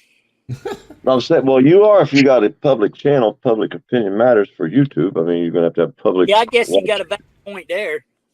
That's why I was thinking public opinion matters. So you would probably should say you do care. I mean, I would think you would say, well, I do care, but okay, I care. I mean, not to a great degree, but my whole thing was just showing the injustices that are going on in our country, because some of them are just flat out outrageous. Diversion. Cop shop down there is just totally out there. They're totally off the wall, and they need to be brought in. They need to be reined in. But back to the real problem here. We're talking about me, not them. I know there are going to be people that will support me, that believe what I say, and there will be people that do not believe what I say. And Dr. I'm Sean not going to try Berry to change their opinion. I'll just tell you the facts of the matter is I didn't do it. I know I didn't. Uh-huh. And in my mind and heart, I feel clean about it. I don't have that. I don't have that guilt of ruining some poor child's life. You know? You probably didn't keep track of the person. Hopefully, I mean, unless they're a close family friend or whatever. But you wouldn't have known what happened. No, I didn't really keep track of them. I only heard about it. No, I was just wondering about the person's life, what it turned out like. What happened to that little girl in her future life? I mean, it's been a long time ago, and did she end up with major depressions and things like that? Well, that's a sad story all by itself right there, because I heard probably 12 years ago, maybe or so, that she was in some sort of an accident and died. Both of her and of the uncle that was diddling her, both of them is dead. Damn. Yeah. That's convenient, isn't it? Yeah, that's yeah, I would go and say it. Bullshit. I don't believe it, but anyway, that's me. I think it's kind of. Yeah, me, and of course, you know, we don't know if she's dead or alive, and we'll never know that. Yeah, no, You know, we'll find the document. Yeah, we'll find the documents. We won't go looking for any victim. Yeah, we don't care about the victim anyway. But it's just, No. I think that's his. I think this guy's just making up bullshit on the fly, and you know, I guess what is he? Well, you say on the maybe? fly. I think he's had this excuse for. He's had this story or different versions, and probably the uncle is probably always there, but this story has probably gone throughout, probably since the days he did it. Yeah, who knows? Well, I'm talking about the death of the uncle. Well, he's dead. Don't worry about trying to find. Don't worry about trying to find that guy. He's dead. You know, even. Mother passed with the daughter in a wreck. What state was this? They're non-driving people, aren't they? Yeah, apparently so. But Wow, great comment. the guy used to build boats or something like that. Did fiberglass work on boats or something. I didn't know him very well, and I didn't know the mom or the daughter very well at all. But the friend that I went to high school with, you know, that's mainly who I went over to visit. You know, we'd go shoot. Hey, what's this technique called, Frog? When it's like a situation when somebody lies, they actually offer too much detail about something to try to really. Yeah. I mean, he's gone into things, and he's gone into his family, which were totally irrelevant to the offence, and now he's going on to his friend. And PDF actually, that was, I don't think PDF hardly did any good in terms of drawing out, apart from drawing out a story from him. We didn't actually question the story, but there was just that one point where he interjected on, well, they were non-driving people, weren't they? And Catch You Later was sort of caught there. Yeah. Well, they drove boats, so I was going to say, I assume it was a boat wreck then. Well, I mean, I think he meant to say like they're just not good drivers. It's kind of, what do people, you know? I don't know. I guess I don't know, but it's just the whole thing about he worked at a boat deal and do manufacturing. I think they're fiberglass boats. I think they were. It's just detail that doesn't matter. When somebody goes into that, they do that to try to lend credibility to their story, to offer a whole lot of detail, which is just junk. It's rubbish. It doesn't need to be mentioned. Hunting and fishing and stuff like that. Like that. But I never spent much time at that house where the poor child lived at. Yeah. And where the uncle lived on the property adjacent to where he worked on his boats and that kind of thing. And you know, when I walked in on him doing this, there's a major amount of disgust. It's damn shocking. You just don't understand. And it takes a minute for your mind to come around to what you need to do. And at about, 5-6 minutes after I walked out of the house, I jumped in my car. They didn't have cell phones back then. And I went to the local store and I called the cops about it. So he immediately jumped. Immediately jumped in the car and went to a local store and called the cops. All right. No, he didn't. No, he waited 5 or 6 minutes. Well, that's late. That's the next story. That not this story.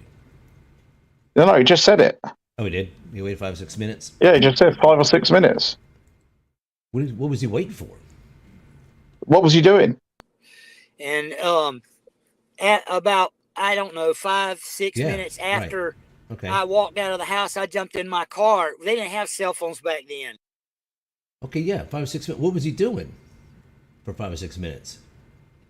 And I went to the local store and I called the cops about this. And that I don't usually call the cops about anything, but they went down and talked to him, and he said that I was the one that was violating this poor child, and the child didn't know better. I mean, she didn't know that she was being abused. How does he know that? By this guy. And so you're saying she was a willing participant? I can't speak to that. I don't know what her mindset was, but I know that she was a small child. Very. What's that? I was going to say, I mean, when we come to the documents, some of these statements just incredible. Yeah. First, she said, "I don't think she knew." You know, she was when he was asked the question, willing participant. I mean, well, no. We'll see when we come to the statements, but I'm going to try and remember that.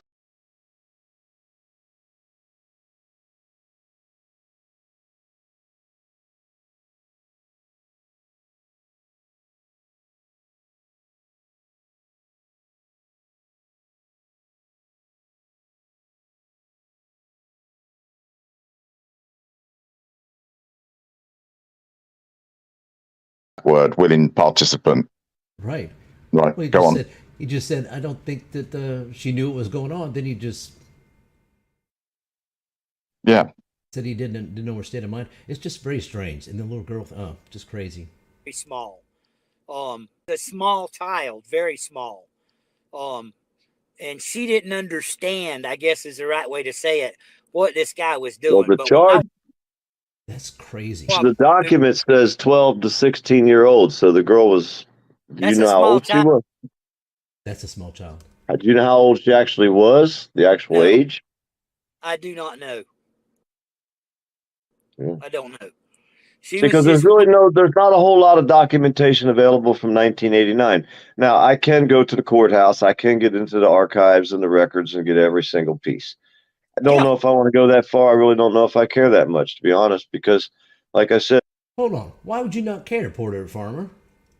I mean, exactly. You dig up, you get up in the morning, you dig up stories about cop somewhere in, Flagstaff, Arizona, gets charged with diddling a child. You certainly care then, but your own little Floridian auditor buddy, you don't know if you care. I think he did want to know, Porter Farmer. I think he did want to know. If you're going to come out and tell the story, you tell it the way you are.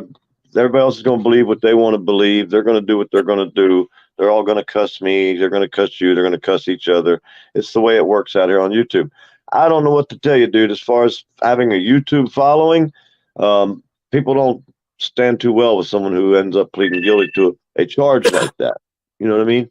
That's a very serious freaking charge. And as far as having a community, I think you would do better if you had a YouTube webpage talking about that actual type of charge and case and how many people are charged and done this, because I'm sure it happens all the time. There's people in jail that shouldn't be there for sexual charges.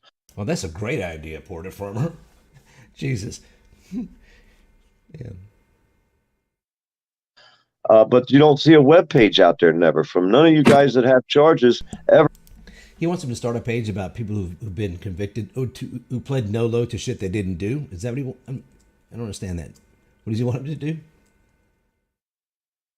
Ever make a web page discussing that charge? It seems to me like you tried to hide it. You didn't want nobody to know. Did you really think this was never going to come out? I mean, certainly not. Certainly not. With the electronic age that it is today. Okay. Yeah. He didn't think back then that it was going to come out today. He thinks that now. Yeah, well, yeah. It's a little bit different, though. You can't do that. Hindsight. Well, this is, we're going to skip to the next segment, because that's kind of like his little brief history there, his story of what occurred. I'm going to jump ahead a little bit. I mean, we could play the whole thing, but, if you want the whole thing, it's on Porter Farmer's channel, so it's his interview. If you think I'm being, I don't think we need to play the whole thing, do we? Yeah. So let's jump to the next segment. I think it talks about the charges.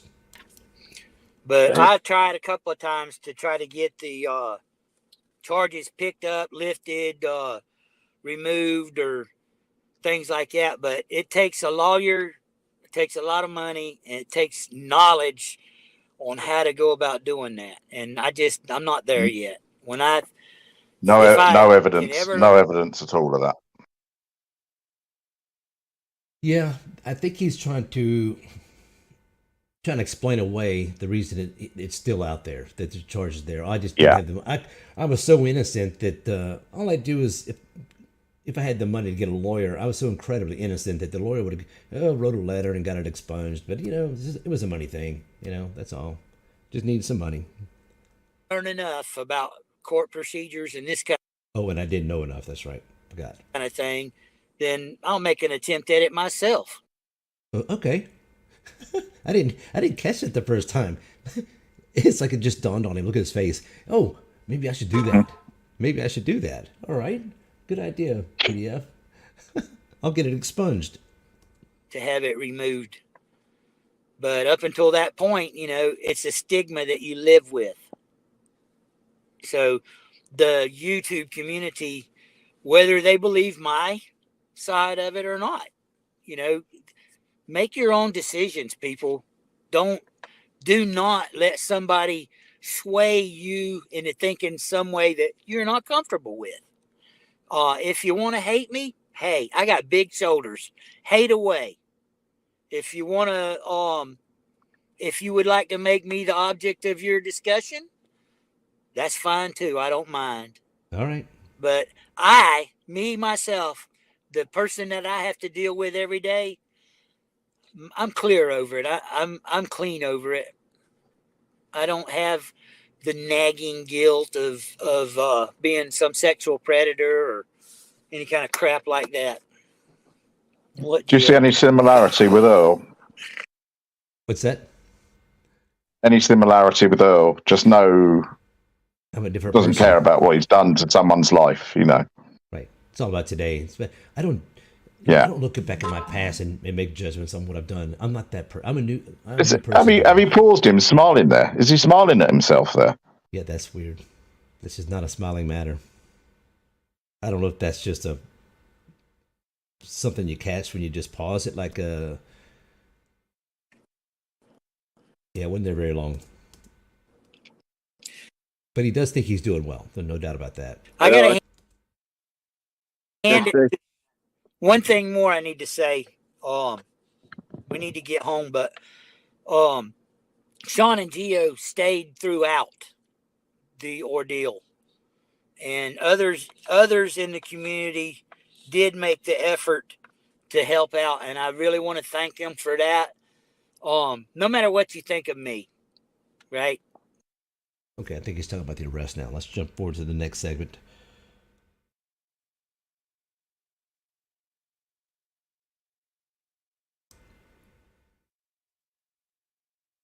I mean, while you're fast forwarding, he did have a fairly hefty bond, so some few dollars were donated and paid on his behalf.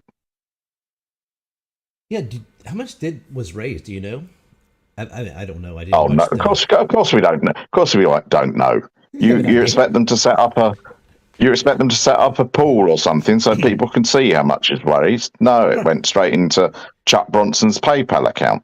What the fuck was I thinking? Okay, all right. Yeah. Next. All right. I'll take care of me. And like I said, I don't know what's gonna happen here. Let's see what it says. Just be you. Be honest. That's all we can be as a group. That's right. Be yourself and be honest. They like you, don't. Better to be honest and tell the same story than to be dishonest and not tell the same story. It's not telling the same story, being honest, is it? Being honest is being honest. Telling a story is telling a story. If you're lying, you need to make sure that you tell the same story.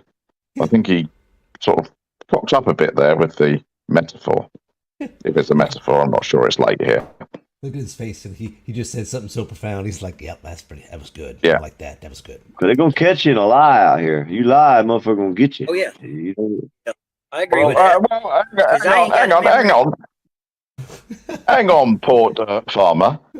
How long's he been in your community? And how long did it take you to out him? Well, you didn't out him, did you? We outed him. And how long did it take us to out him? Less than 24 hours. Yep. And of course, makes me sick. He's going to claim to this morning that he has all this new information. The very information that Catch told people, him, not just you, but other people. It's out there. Go. If you don't believe me, go look for yourself. So Yeah. Porter Farmer's claiming that he has it, but has anybody heard anything from PDF about it? No. He thinks it's a game. He thinks if you do it now, you'd be like doing it for clout, for video, for for clicks and views and stuff. And he wants to play this little catch game. Like, I'm gonna set him up. Navin don't know what he's doing. We gotta get him on a panel. Well, he can come on our panel. So fuck that. That's out. That's for damn sure. So he wants to. Oh, I'm gonna play the little catch a game, get on a panel with the new information, and then well, it's too late for that. It's right now people need to know. The investigation's over, and it's time to just let people see the information. Right now, we're still in the background, though. There's still background.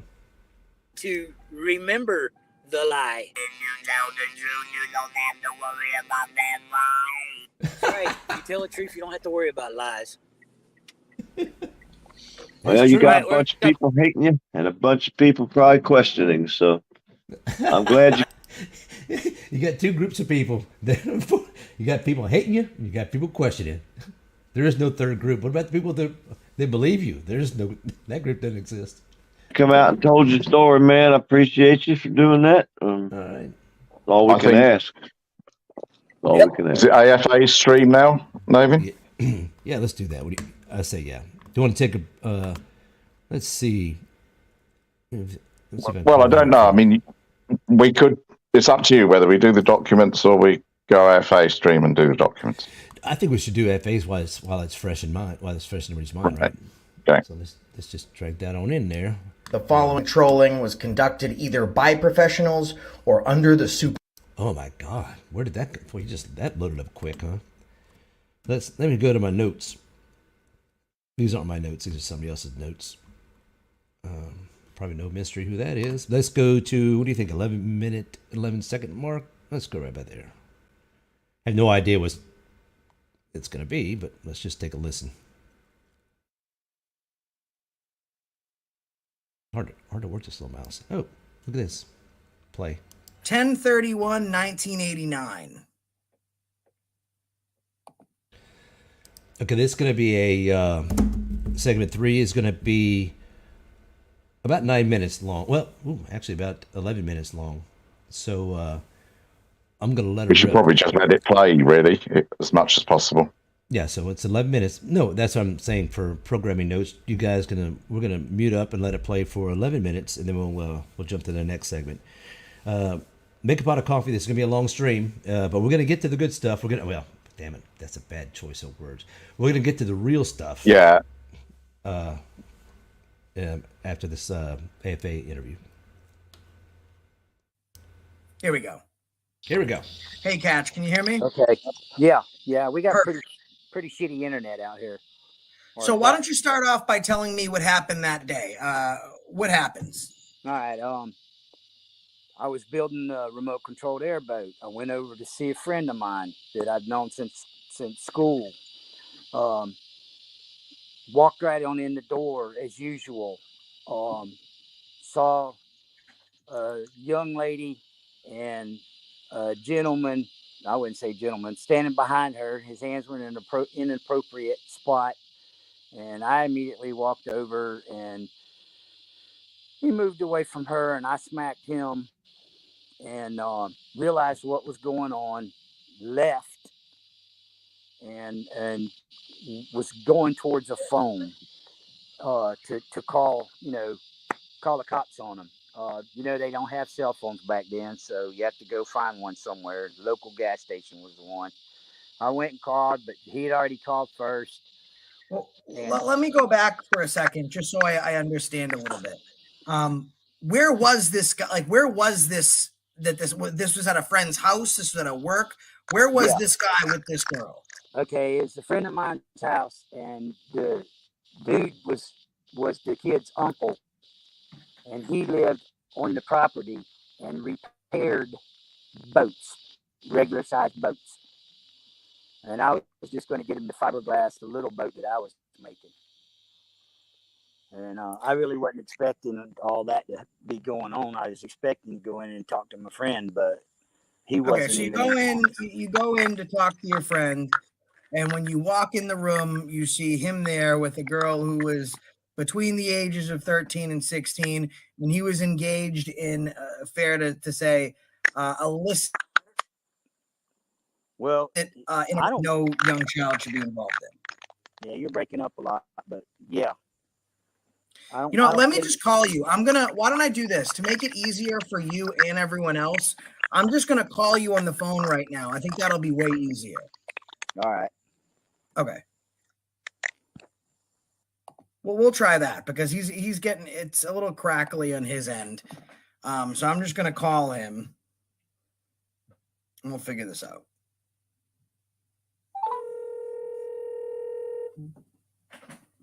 Can you hear me? I can hear you perfectly. Guys, put a 1 in the chat if you can hear him. Go ahead. Why don't you speak so everyone can get a test run? Okay. Anyway, I went over to my friend's house. I walked in the door on a scene that kind of shocked me a little bit. It took a moment in my mind to wake up to see what's going on. I did a lot of yelling and screaming, and I'm pretty sure I hit him. And told him I was going to call the cops and left. And I drove to the gas station close by and got on the phone, called up the cops. I don't know what happened. They went over there. I didn't go back over there. So wait, hold on. Because I'm trying to understand this. So I know you had called the cops. You left, you go to the gas station, you call the police. When you walk in the room, you see this happening, and so you go for the phone, right? And then he beats you to it and then calls them. How does that whole play out?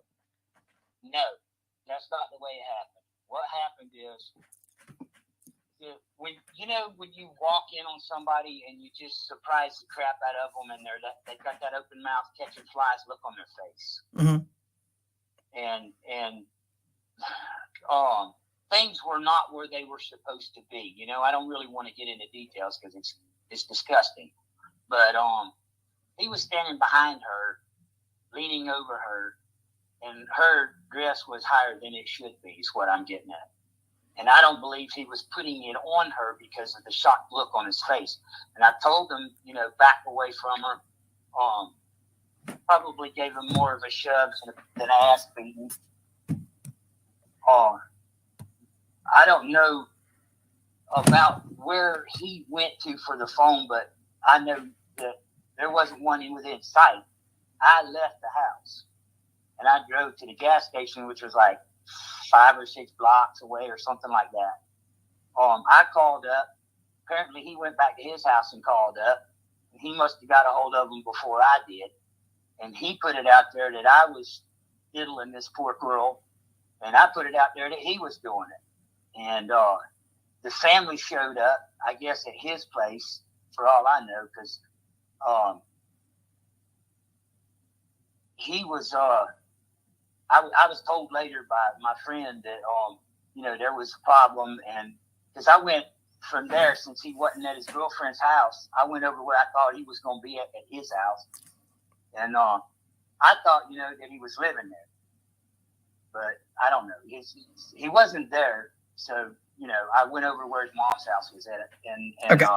But anyway, I called before I got too far. I went right to the store. I called him up. Apparently he called them up also, and they showed up over at his house from what I surmised, because I did not go back. So let me ask you a quick question. You see this all happening, you whack the guy, and then you take off to get to a phone. Is that what happened? So you could call the police? Yeah. So now this is just coming to mind now. I'm reading it in the chat as I go. So for all intents and purposes, you walk into a room, you see a child being assaulted by this piece of shit chomo, and you left her there with him. You didn't think to take the child with you to remove her from the situation? Hell no. No, absolutely not, because I didn't want to get caught up with the police on that, because that's not something that even entered my mind, to tell you the truth, because when I left out the house, he left out the back door. Okay. So I know he wasn't still in there. So you take off. Now is a race against the clock, where who can blame who for the sexual offenses first is what happens now. So you're telling the police that he did it. He's telling the police that you did it. Let me tell you something. For what I just can't like wrap my mind around is if you see this situation and you walk into this room and you're seeing this happening, you had the sense of mind and the fortitude to attack this guy because you knew that this child was in danger. The fact that you didn't, your first thought was not to remove the child from this danger. I don't know what's going through your mind at that point, but you are ultimately charged. Now, this other guy was not charged, correct? No, not. He was not charged. No, and the reason was the cops came out to where I lived at, and I talked with them for a little while, and told them what I saw, what was going on, what was happening, and I think they'd already interviewed the family that he lived with, because see, this is the uncle, and he lived with them. And apparently the girl never made an outcry or anything like that to expose his actions, because it's obviously wasn't the first time he had done something like that, I'm sure. I mean, shame on her for not making a big scene of it. The child, man, they don't always make the right decisions. Adults don't even always make the correct decisions. Fair to say. So did this other guy get charged? Never charged. So, no. And then a couple weeks after this incident, he wound up dying in an automobile accident, right? Incorrect. I went through the whole thing, man. I went, they told me to come down to the police station. They didn't come after me. They told me to come there. I went in, fingerprinted, and walked back out. That was it. That was my arrest. That was the end of that. And then I get a call later for a court date. And I'm under the impression that it's not really that big of a deal. You know, I'm maybe a witness or something like that, or I don't know what my mind was thinking. This is a long time ago. But anyway, when you're supposed to be in court, you show up for court. And I showed up for court and got met with a public pretender right there on the spot. And she told me what was going on, and I was floored. I was the one that was getting charged with it. I mean, you got suspicions that you're getting charged with that when you go get fingerprinted. You know, they told me come to the jail at what was it, 6 o'clock in the afternoon, I think, or I don't even know what time it was. I remember it was kind of a little bit dark, and they said just come down here and we're gonna fingerprint you and then you can go. And I went down there and okay, I think we got. Hey, Frog, are you here? We got to stop for a second and talk about this. Are you here, Frog? Yeah, I'm here. Yeah, I'm here. Okay, so he goes down. This guy gets fingerprinted. Told him he's being charged. I wonder if they Mirandized him. Don't they use it? And all this time he's thinking, "Oh, that's not a big deal. They're just gonna come down here and ask me these questions." But they fingerprint him. Told him he's being charged. And he's like, "Oh." He seems like, what's the word of minimization? He's minimizing the whole situation. Things aren't adding up. They're not making sense. They're not making sense. Not at all. Not at all when you're considering the charge that is alleged. Now, keep in mind, he's 27 years old. This is not a 17-year-old, still in high school, or even 18 as an adult. I mean, I'll give someone some latitude about not being experienced in the law, but even if you accuse an 18 or 17-year-old of a crime like this, and then they fingerprint you, and then tell you and then lay it out there what you're being charged of, you still don't go, not that complacent, that like nonchalant. Oh, yeah, I'm on. It's just weird to me. Yeah, whatever. Yeah, it is totally weird. Like a parking ticket. I think he's added a few extra bits to his story, hasn't he? I know he said about keeping the story, the same, but it's not quite the same story, is it? As we've gone through the odd little fact here and there. Well, I say fact. Yeah, right. I don't mean fact. He's added some things to it. I think from his previous interview with Portrait Farmer, he saw the backlash from a lot of people were saying the same things like, "How did you just walk in and do nothing?" And now all of a sudden he whacked the guy. All of a sudden, Mm-hmm. Oh, it's kind of. I'll embellish it a bit. I'll embellish this story a bit. And, yeah. Right. Massage it, modify it. I fingerprinted, and I left. Again, let's back that up. Can't miss that part. That just blows my mind. You get fingerprinted and charged with crime. You're like, oh, no big deal. Hey. Down here, and we're going to fingerprint you, and then you can go. That's just crazy. We're going to fingerprint you, and you can go. How many people just come on down and get some fingerprints, and we'll let you go? It sounds like an arrest to me. And I went down there, and I fingerprinted, and I left. Okay, so let's stop there. Even Josh is not buying this shit. He's fucking... Let's stop there because I want to break down each part of the story. So this incident happens. You see this horrific incident, and you just didn't have the sense of mind to rescue this girl from her attack. You went to a phone. This guy also went to a phone. You both told the police that each other had committed this crime. So then you speak to your then you speak. Yeah. Sorry. Okay. He didn't hang around after I walked in. He did not stay there. So it wasn't like I needed to abduct the kid to take her away from all that. I think they were the only two there. You know, I didn't search the place to find out, but when I was screaming for my buddy, he didn't answer. All right, so let's move on past that part for a second. You get the charges leveled against you. Even in 1990, there is discovery. So you sit down with your attorney, whether he's privately retained or court appointed, and he goes over the facts of the case with you. Now, what did the girl say? It never happened. The lawyer never discussed your case with you. No.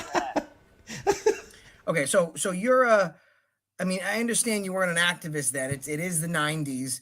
And once again, it was the 1990s, not the 1890s. What the fuck? Yeah, you see Josh's face. He's like, "What the fuck?" No, me and the lawyer never talked. Fuck. Oh shit, wrong. All right. In the interest of time here, we're gonna speed this up a little bit. I think Josh is gonna go on and ask the appropriate questions here, but we're gonna skip forward to the 1 hour mark. Wow, 1 hour from here. Okay, but like I said, we can't play the whole thing. Josh. Yeah, we can't play. Josh will strike the shit out of me. Just kidding. Let's see if he does. He does. Okay, so let's go to another interesting timestamp. Let's see what's in here. Let's open this box up. Right about there. Let's see what Josh has to say here. Get him, Josh. To preserve evidence with normally from immediately up to 5 to 6 hours after the incident, should there be any test. But when you walked in, you said that, there was just kind of hands moving around. So there wouldn't have been any penetration or intercourse. So it wouldn't have had to have been a rape kit but anything that like, I understand you're saying I took this plea so she wouldn't have to go through the physical degradation. Hang on, Navin. Yes, sir. Navin, I need to go back to hands wandering around. Now, I'm just all I can do is picture the scene, picture his story. I don't know why he's walking into this room in the first place. I don't know that because he's in a stranger's house. But he's walking into a room. Well, it's his buddy's house, and he sees something, and he sees hands somewhere. Now, it wouldn't surprise me that the Uncle Ernie, would immediately jump up in shock and try to pretend that something hadn't happened. So I don't know how he's seen this detail. He seems to have got a detail there, but I don't really understand how he's actually seen that detail. You with me? Yeah, Uncle Ernie's going to jump up, surely, as soon as someone walks in on them, Yeah, it's almost like he's projecting, huh? Is that the right term? Yeah. Yeah, how about even knowing all that? Yeah. Going through everything that is associated.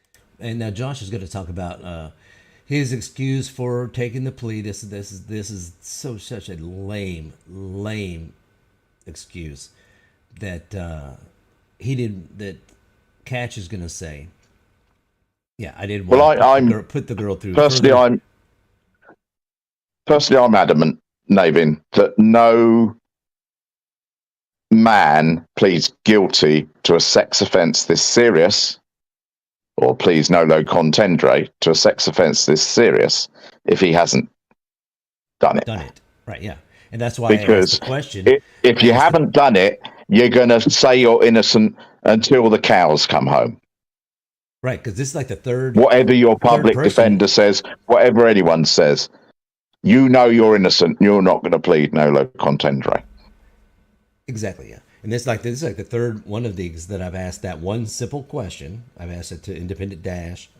I've asked it now to Catch through Josh. What crime out there? Like, speeding ticket. Okay. Oh, I didn't do it, but I guess I can't get out of it. I guess I'll plead no contest or whatever. Or I pay the fine. But I asked the question: what crime out there would you never admit to doing if you were innocent? And I asked him that question. I don't know. I might hold out. I might hold out for a fish crime. I don't know. Navin, you know. Oh, now easy. Damn, that's harsh. Well, anyway, halfway up the mountain in Montana. Are you trying to dox me now? No. His answer was to the question, what crime out there would you never, ever admit to or plead no contest to, knowing you'd be, convicted if you didn't do it? And his answer was murder.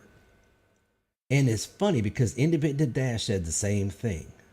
As if, I'll take a plea like I thought it's like a speeding ticket. Oh, diddling a little girl, molesting a little girl. Oh, yeah, no big deal. I'll take that. Yeah, not a big deal. It's total bullshit. And it catches him off guard.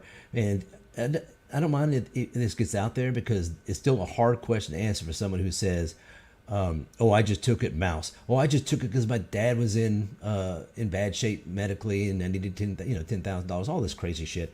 But they come up with bullshit reasons. And all that does is two things. It totally makes them look like they don't think this is that serious of a crime. This is like a speeding ticket. Oh, forget it. Nobody would, like you just said, nobody does that. We've heard it. And this is not a new concept, a new statement. Everybody in both sides of the community, all over the place, doesn't matter what your position is about First Amendment auditing the corrupt cops. They will. At this point, I'll say what you. I would never. I'll do 100 years in prison standing on my fucking head before I admit to that. Before I admit to that kind of shit. If I was innocent. Anyway, go ahead. Yeah, but I mean, she was 12 to 16, or that's how we're told by Josh or Portler Farmer. She was 12 to 16. So, in the old adage of beware mouse, if it bleeds, it's old enough, Yeah. I mean, it's a disgusting position to take, but I know. Play the video. With this case, but it's never been alleged that there was a rape. It was lewd and lascivious fondling. So there wouldn't, and that would have already happened. Like the moment she was taken in an ambulance to the hospital and seen by EMTs. So the moment that the police picked you up, that stuff already would have happened. So you wouldn't have been saving her from that. That would have already happened. So are you trying to, instead of the physical stuff, are you trying to save from having to go over it again to relive it? This is information that I don't know things about, right? Did not know about that kind of stuff then. See, the tough questions, and that was a good question by Josh. The tough questions, he always says, he pleads ignorance. I didn't know I didn't know about the law. I didn't know about the stuff. I didn't know about this. I didn't know I was young and dumb and taken advantage of, and public pretenders sucked and all that shit. That's what they do. Then he gets backed in the corner, or he'll claim memory loss, traumatic. What is it? Traumatic and of course, injury? And then also he remembers details about. Yeah, go ahead. We do need to remember that he was protecting her from taking the stand. Now, later we'll maybe question that when we see certain facts. Right, yeah, no doubt about it. You understand what I can't remember what I said. I didn't know what the procedures were for all this kind of stuff. I'm just a good old country boy. This was a whole new thing for me. Oh, my God. And I got plunged in the deep end of it. He's the victim. I guess in my mind, I thought I was trying to help. Apparently not. I wasn't helping. Well, the other thing I would didn't help myself. I would venture to say is that we can dismiss like you taking this plea so she wouldn't have to go through like any crazy physical tests for court, because those would have been done like when you got served your arrest notice, that stuff happened that very night. She went to a hospital, spoke to doctors, was debriefed by female and male police staff, and that stuff was already done. So I guess we can say, for all intents and purposes, you took the plea so that way she didn't have to relive the situation. You didn't want her to have to go through that, but she wouldn't have been going through that. You know what I mean? Because it wasn't you that did it to her. Right? I wanted the less amount of damage to the child as possible in my mind. And like I said, I'm not up to speed on how those kind of things work. Still not real clear on it, but I'm learning as you talk. So, I mean, I was in '89. I was 2. I would have been your lawyer, but I was still shitting my pants, I assume. So let me just understand this. And guys, everyone, welcome. I just want to understand this correctly. You took a plea so the child didn't have to go through any damage. But when you walked in on the child being engaged by this adult, you left her there. Both adults went in different directions. After we bumped heads, both of us went in different directions. So at what point did the concern for the... I went the other way. Okay, so at what point from the beginning of this incident till you took the plea did the concern for the child come into play? Probably when I was standing up in front of the judge or talking to the... So your concern for this child did not come in... Your concern for the child did not become a factor until you were in front of the judge. Okay, you guys look at it like this, right? The day I saw what was going on, I had no more contact with them. I was questioned by the cops for about 5 or 10 minutes, maybe 15 minutes. I don't know exactly. And then no contact with nothing. Get a phone call, tell me to come down to the police department, to the jailhouse and fingerprint. And that's when I got charged with it. And then didn't get to talk to nobody, no attorney or none of that kind of stuff until probably 30, 40 minutes before the damn stepping in front of a judge. In my mind, I hadn't done anything wrong, so I really wasn't worried about it. But it turns out that apparently that's not correct. So I'm thinking, and not knowing that all this other stuff that you're talking about occurs, I'm thinking, maybe I can help out. So let me real quick. So until you heard me speak about... So you can't give me more volume, can you? Because I'm struggling to hear. Catch you later. Yeah, no, it's just low because he's on the phone with Josh. But I can certainly turn Josh up. Josh will be really loud, but he, that's all right. It's him I need to hear. We're all used to that, right? Yeah. Okay, I've turned Josh up. And can I just say, at home, I'm not a lawyer. What's that?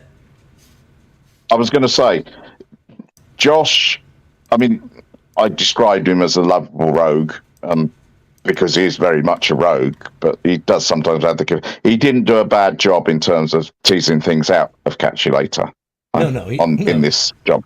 The only thing is, obviously, that Auditor Bent or Frauditor Bent or whatever they are, that all cops are bad and everyone's been set up for the crimes that they did. Well, we all know that's not true, and there are lots of crimes committed, so...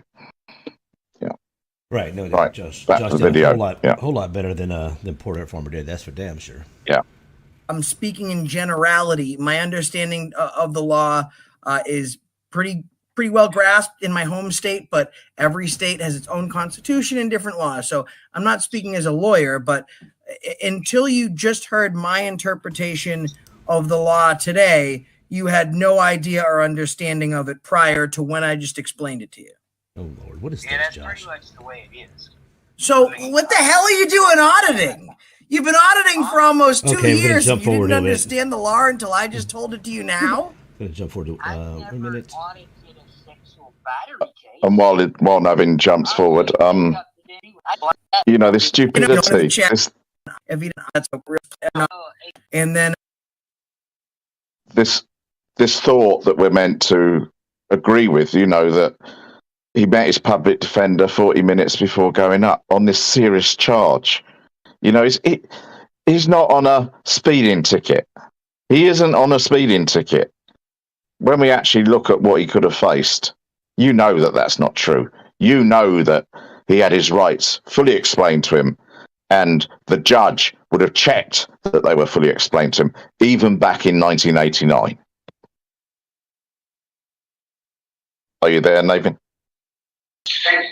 Oh, yeah, I'm here. I'm going to move this forward. I'm going to skip this little segment here. Yeah, play it. To 122. We only had a few minutes. While you're still finding, I'd say thank you to both yours and my watchers. Some are watching on my channel. I tried to get them over here to join in the fun over here. I know I can't see chat, so I can't interact with chat at all. So I do apologise for that. Okay. Well, next time what I'll do is below our names, I'll put the chat up. I could have done that. I should have done that. But anyway, here we go. Right. Well, that's what I'm saying. Oh, look at that. There's me. Wait, what do I ask here? God, I hope it's a good question. Consider this. So I get the. Okay, what I guess I commented in Josh's chat. I'm saying consider this. Okay, so Catch You Later is saying some other guy did it by accepting the rap, the NOLO. He effectively let a predator off the hook. How is that looking out for the best interests of a victim? Yeah, no shit, huh? There's who else made the same deal? Somebody else did the same thing. Oh, fucking Earl made the same deal. He said, "Oh, there's a predator out there in a van who tried to kidnap my child and molest her." He said, "Hey, little girl, come here, get in the van."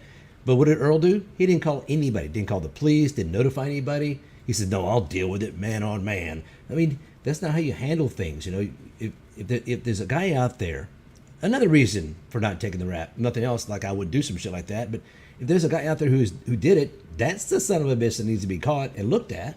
Why let him off the hook? Well, I guess he's just being a nice guy. You're saying you didn't understand it then? Yes. Then I didn't have a clue what it meant. I thought, you tell the judge you didn't do it, and the judge has these other people saying you did do it, and the judge makes the decision because, I told the judge, I guess the same thing I told you. I don't know. What do you think was more important? What do you think was more? What do you think was a bigger win? Not putting this child through it, or taking a predator off the street? For all intents and purposes, by saying you did it when you didn't do it, you allowed another predator to be free, right? Have to back you up again, bro. Never said I did it. Never. In my mind, I didn't do it. I know I didn't do it, and I never said I did it. And so, well, that's what I mean. That's why we got to figure this out. Then the court records are wrong. I don't know, because some of them are wrong. Because a no contest is a guilty conviction. Absolutely. It is 100%. So your record reads as, like, for example, if you did a diversion or deferment, it would not read as guilty. It would read as deferred. A no contest shows up on your record at this moment, right now, today, as guilty. Okay. I understand that now. I do get it. But at the time, all I was doing was what the lawyer told me to do. Not knowing any better. Okay. Okay, so he did what the lawyer told him to do. Probably didn't tell him, advised him. And I think the advice was probably something like, "Hey, man, shit, this don't look good for you, pal. Yeah, it could get really ugly if this went to trial. How about I advise you? How about no contest?" But he didn't tell him. He advised him. Said, "Look, I've looked at the evidence. I've looked at the statements. My advice to you is, you might want to plead no contest to this, and let's see if we can't work out a good deal. What do you think?" And when we look at the paperwork, I think we'll find out that's probably the advice that even a non-lawyer would have given him. Yeah, I think so. And to give you guys a heads up, we are only about 10 minutes away, 15 minutes away from that. So let's jump to we've covered that. Hell, we might be closer than we think here. Let's do one more segment, and I think we pretty much understand his position here. And we need to say, "What's up, Playboy?" And please like and subscribe, and take your finger and put it on that thumbs up. There's no Playboy here. Let's see what she has. She has some pretty good comments. You did. 15-year-old or 12-year-old or something like that. I don't believe that girl was that old. Oh, that's right. That's what he kept saying. You don't believe she was? You believe she's younger? This is very, very interesting right here. Yeah, I think she was a lot younger than that. Well, the police did their investigation and charged her accordingly to their belief that she was between the age of 12 and 16 years old. I don't think her being younger makes any difference. But listen, man, I think that there's still yet time to figure things out. Listen, I will be one to retract my statement if this girl, when we get these police reports and she says that it was the other guy that did it, I will absolutely retract. Karina, can you hear me? Yes. Hi. Hi, Karina. Do you have a question for Catch You Later? Okay. Hi, Frog. Hi. Where are we at? I think we pretty much understand that. Okay. His position. So we've set the foundation. We've set the foundation. Yeah, set the foundation. So let's see. So are we going to see some documents now? Do you have a printout of the documents? Because on the screen it might be tough to read. Do you have a printout? Well, if you want me to read it out, I can switch to a screen and read it from there. So yeah, yes. So let's see what happens here. Let's see if you can pull it up here. Give me a second while all this happens here. Now, if you're at all perturbed by, well, I say adult material, but details, you should probably silence or go and make a cup of tea. But if you want to know the details, and I'll tell you, there are some details. Hang around for Navin to bring it up on the screen. I've lost my documents. There we go. Can you see it now? Let me hang on. Frank, let me help you out. Yeah, I do see that, but don't need to zoom in. Yeah, what we have is at the top his name, etc., and then we've got lewd and lascivious, lascivious acts. But I will read what is down the bottom there. But I've just got to pull up my one, so because I can't read it on the screen that Navin's got. So yeah, it's a little tough for me to read too on this screen, but you got to. Here we go. No, I'm all right now. Okay, here we go. On the 18th of October, 1989, blank, mother to the victim, blank, contacted the Levy County Sheriff's Department in regards to the sexual abuse of her daughter. Subsequent investigation revealed that the victim, blank, was familiar with the suspect due to the fact that he is a family friend. In talking to blank, it was learned that Jerry Hoffman had put his hand inside the girl's pants and had rubbed the vagina, not penetrating. With this information, I went to Jerry Hoffman to talk with him about the allegation. After being Mirandized, Hoffman told me that he had in fact rubbed blank's vagina with his hand inside her panties while he thought she slept.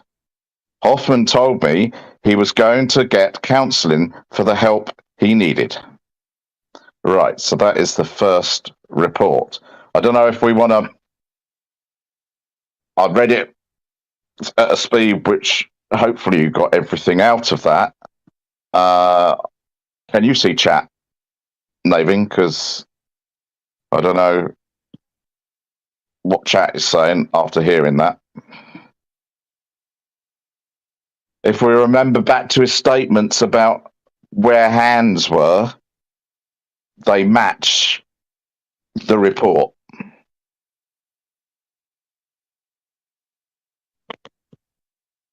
Are you there, Navin? Yeah, yeah, yeah. I'm watching the chat. Yeah, can you hear me? That is incredibly hard to, I mean, it's hard to disassociate myself from what what it's saying there. But the key things is, after being Mirandized, Hoffman told me, okay, yeah, you know the rest.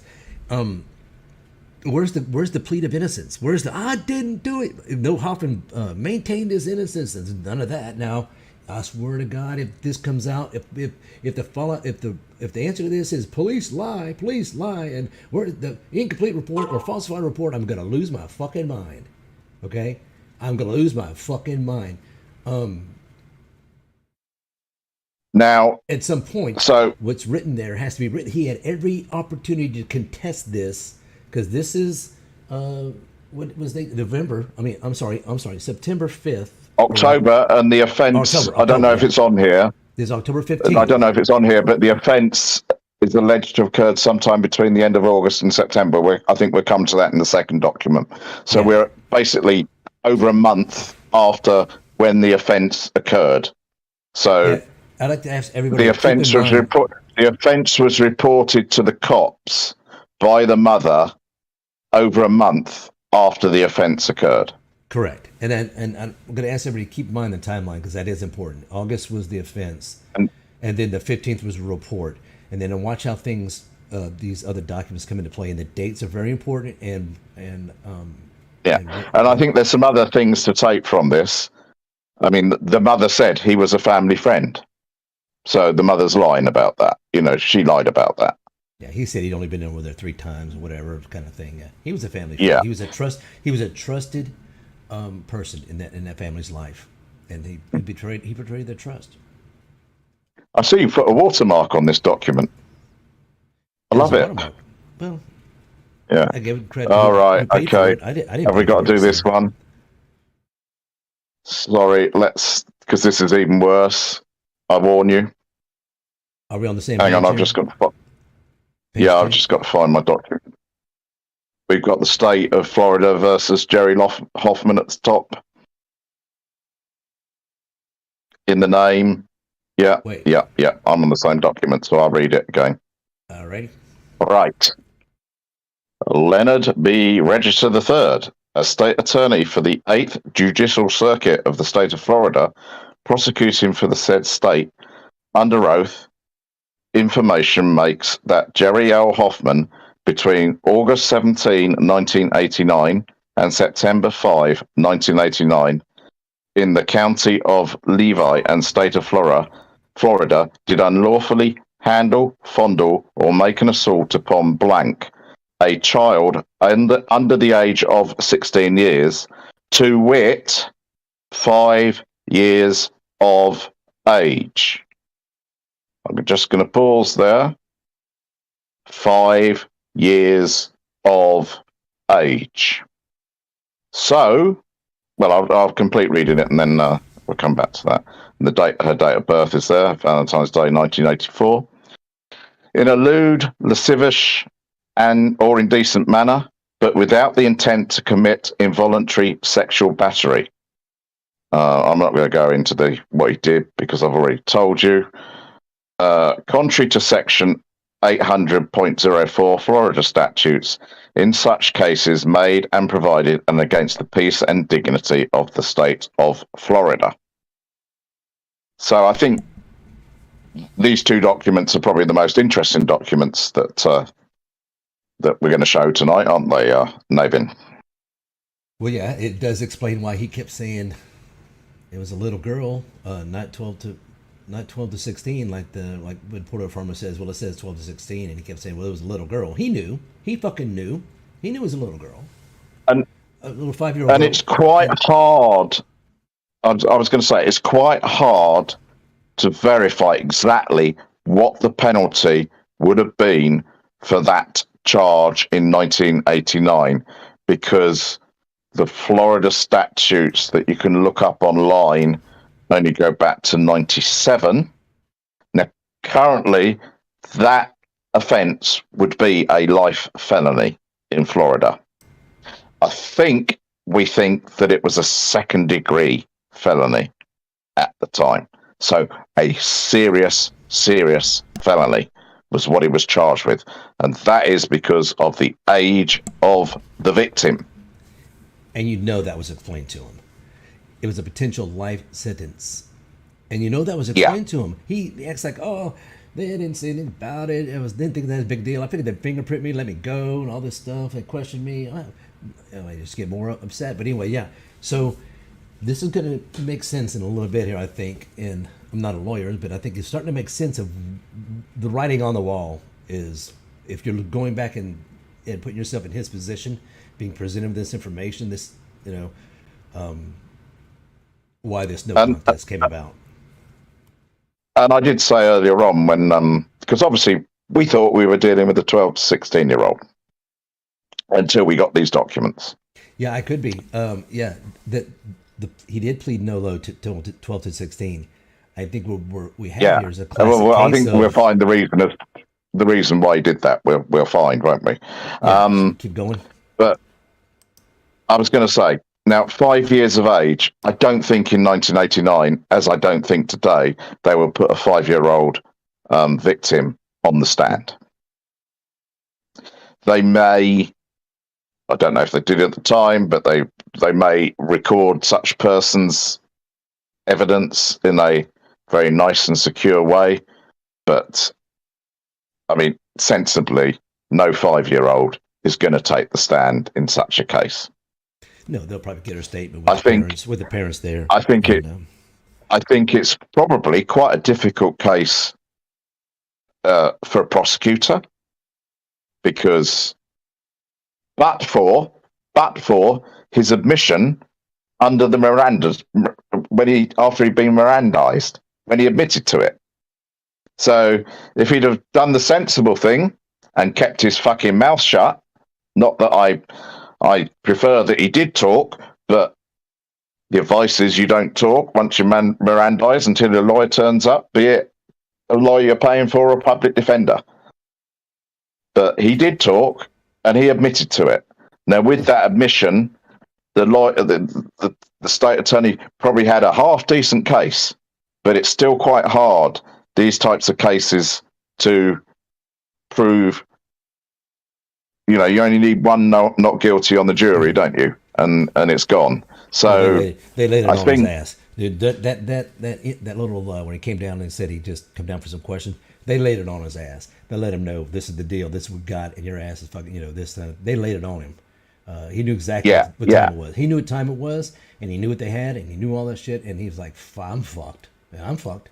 I don't even need a lawyer." And as you can,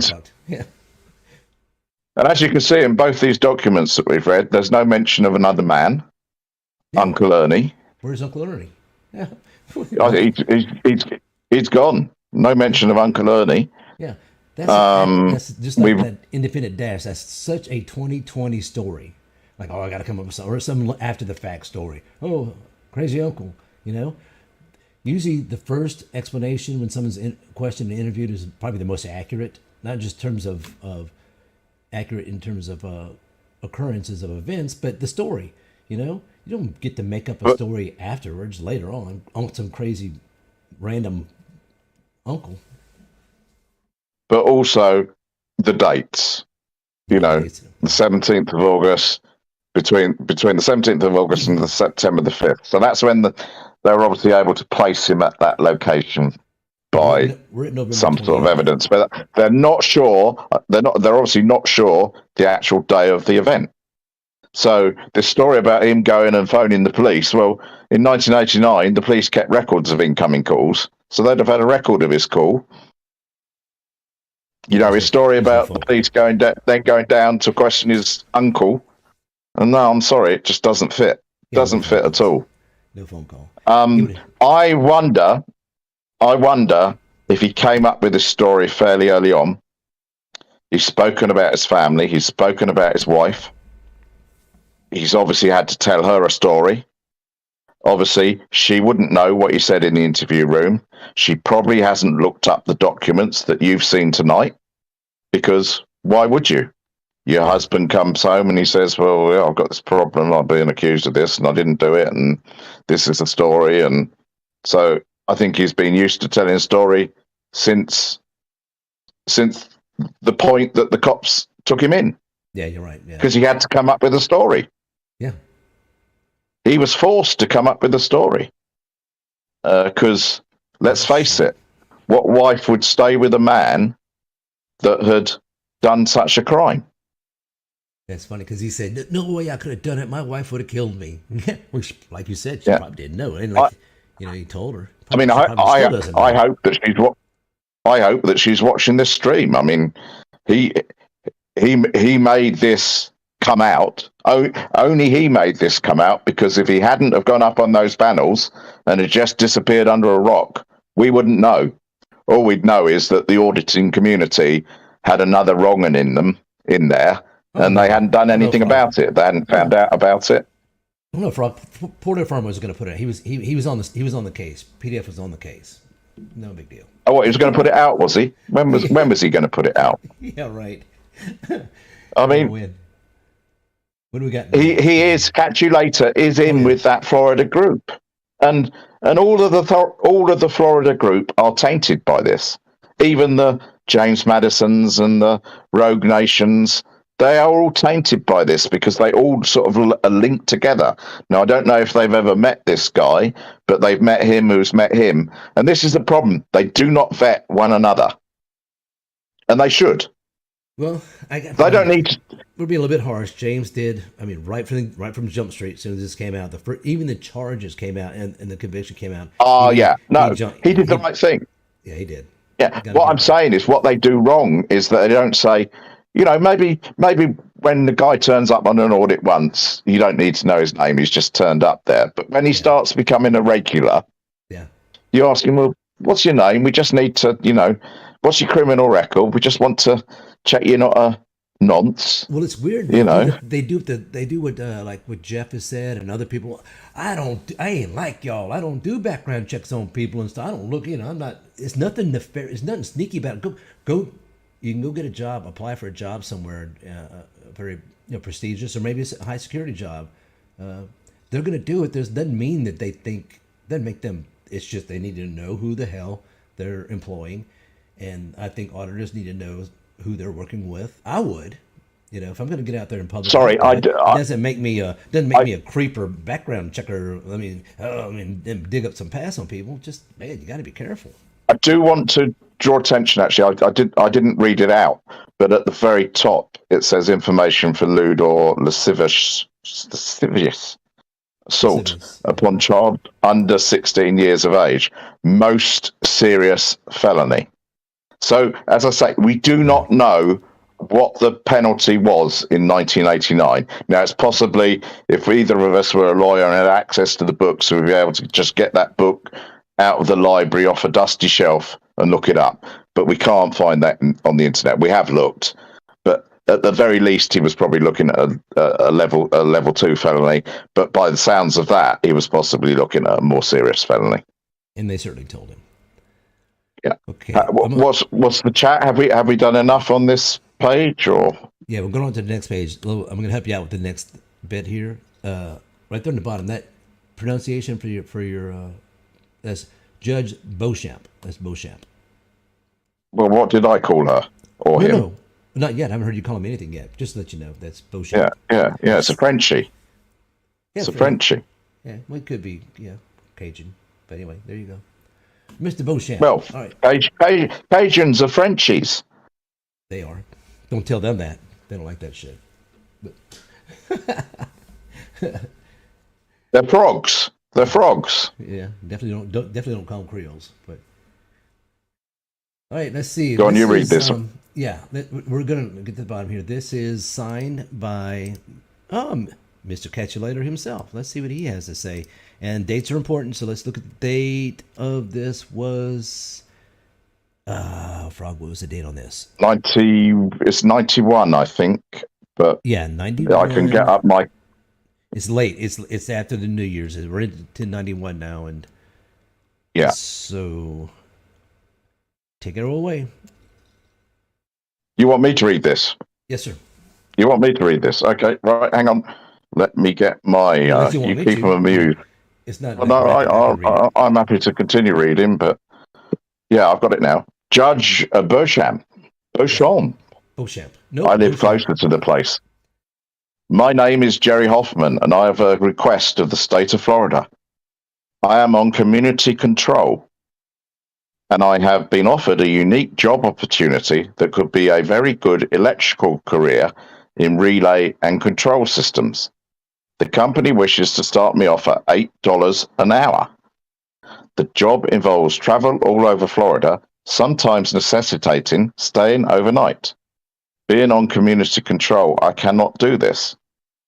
I have there should be a bean in there. I have been meeting and exceeding all the requirements of my community control without any instances whatsoever.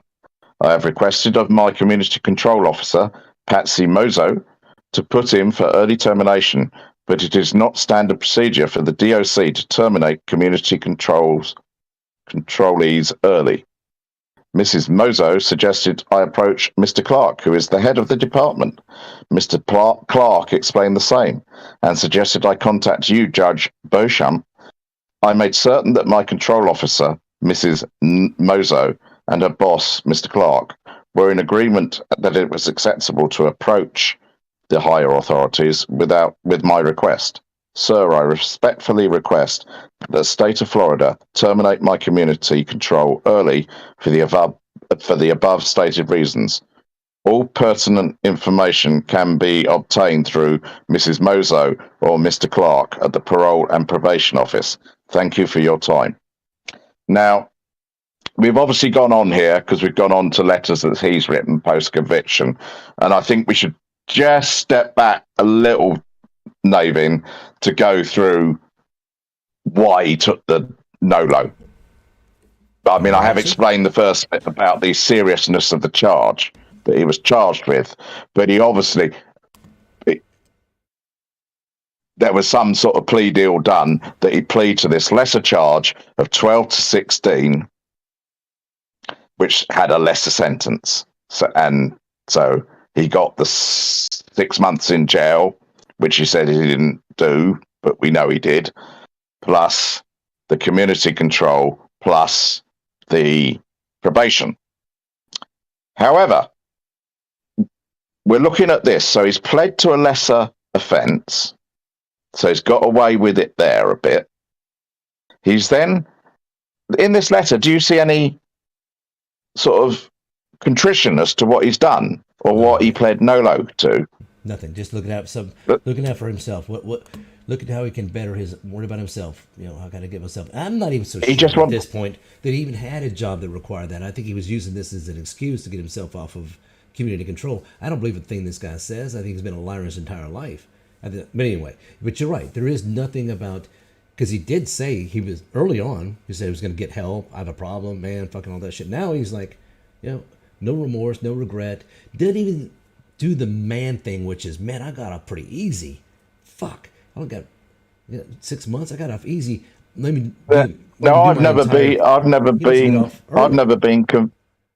never been convicted of poaching fish.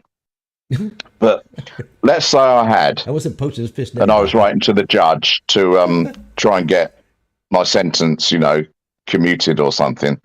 I'd be saying, God, I feel sorry for the fish that I poached. And you can take poached in two ways, can't you? I poached them and then I poached them. Sorry. Is that English humour? I could certainly say that I altered their lifestyle, and it really does bother me because they don't have a great life as it is being fish, you know. And then I've altered it in a negative fashion. But there is, you know. But the point we're making is there is no contrition in this letter. Zero. And we now know. Here we are now. We know the girl was 5 years of age. I mean, it's disgusting. I imagine no one in the chat doesn't think this is disgusting.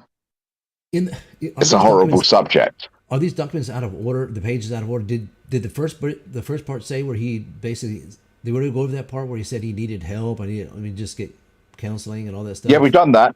Yeah, see. Yeah, we've done that. That was in that doesn't mesh with this right here. You know, Where was all the... because we did that right at the start, if you remember. Yeah, right. That was right at the start. You know, he's in the police interview and he's getting counselling. That was a long time ago. Because he doesn't actually realise that what he's done is serious. He thinks it's all right to put his hand where he put it and it's on a 5-year-old child. So insignificant that he need not even serve out a probation or community control, and then he wants to get off of that early, and then, you know, it's like, fuck, and not even. We're gonna try the next one. Yeah, he was so fortunate to even get the deal he got. Can you imagine 6 months? Yeah. Where are we at here? Okay, here we go. Are you on the handwritten one now? No. This is no. Oh wait, yeah. This is attached as a letter that our office received from Jerry Huffin. Okay, so let's read that. Yeah, there's nothing really interesting. Huffin is requesting he's requesting a modification of his what we just read earlier. He wants a modification of his period of supervision because he's got this great job. It's gonna, bullshit, whatever, little bullshit story. Because Mr. Hoffman is underrepresented. Oh, poor guy. I would ask the court to schedule a hearing on this matter at its earliest convenience. I am forwarding a copy of this memo to Patsy Mezzo. That's his supervisor, right? His Mr. Hoffman's supervisor, and am requesting her to inform Mr. Hoffman of this request. And then there we go. Yeah. No, I was only when I requested the documents, I was only interested in really the letters and the request. It doesn't really matter whether or not the court ceded that request from my point of view. My point of view was finding out what the charging document was. This is out of sequence. I think this is out of sequence. I think you want this part. Is it? Yeah, because this comes after. So we got to go back up after this. I think so. Yeah. Okay. Right. I can't read that for sure. Have I got to try this one? Yeah, let's see if you can try. Sirs, my name is My name is Jerry Hoffman, and then it's a bit illegible. I have received from my probation officer. I've seen permission, I think, from my probation officer, Mr. Chauncey, to contact the court in regards to early termination of probation. In the past, I was successful in achieving my goal of early termination of community control. After that goal was achieved, I set the goal of early termination of my probation. Oh, okay. I've completed. Frog, I got it. Okay, so this is in sequence. So he did get.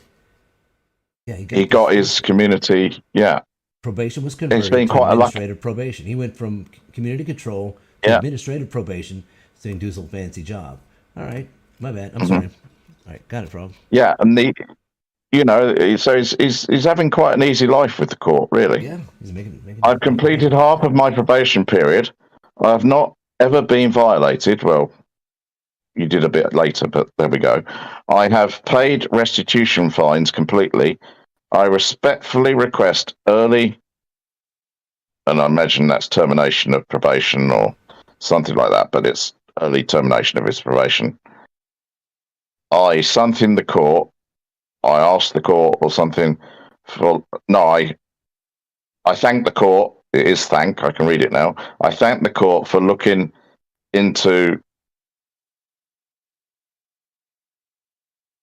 I don't know, a help or something, and for their help into looking into this and their help, something like this, like that. I apologize. I can't make them any better.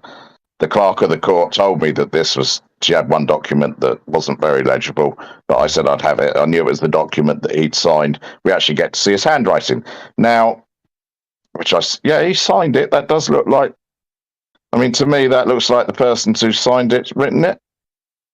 Would you agree? Yeah, that's it. Yeah. Now, we don't know his education. He has spoken about high school.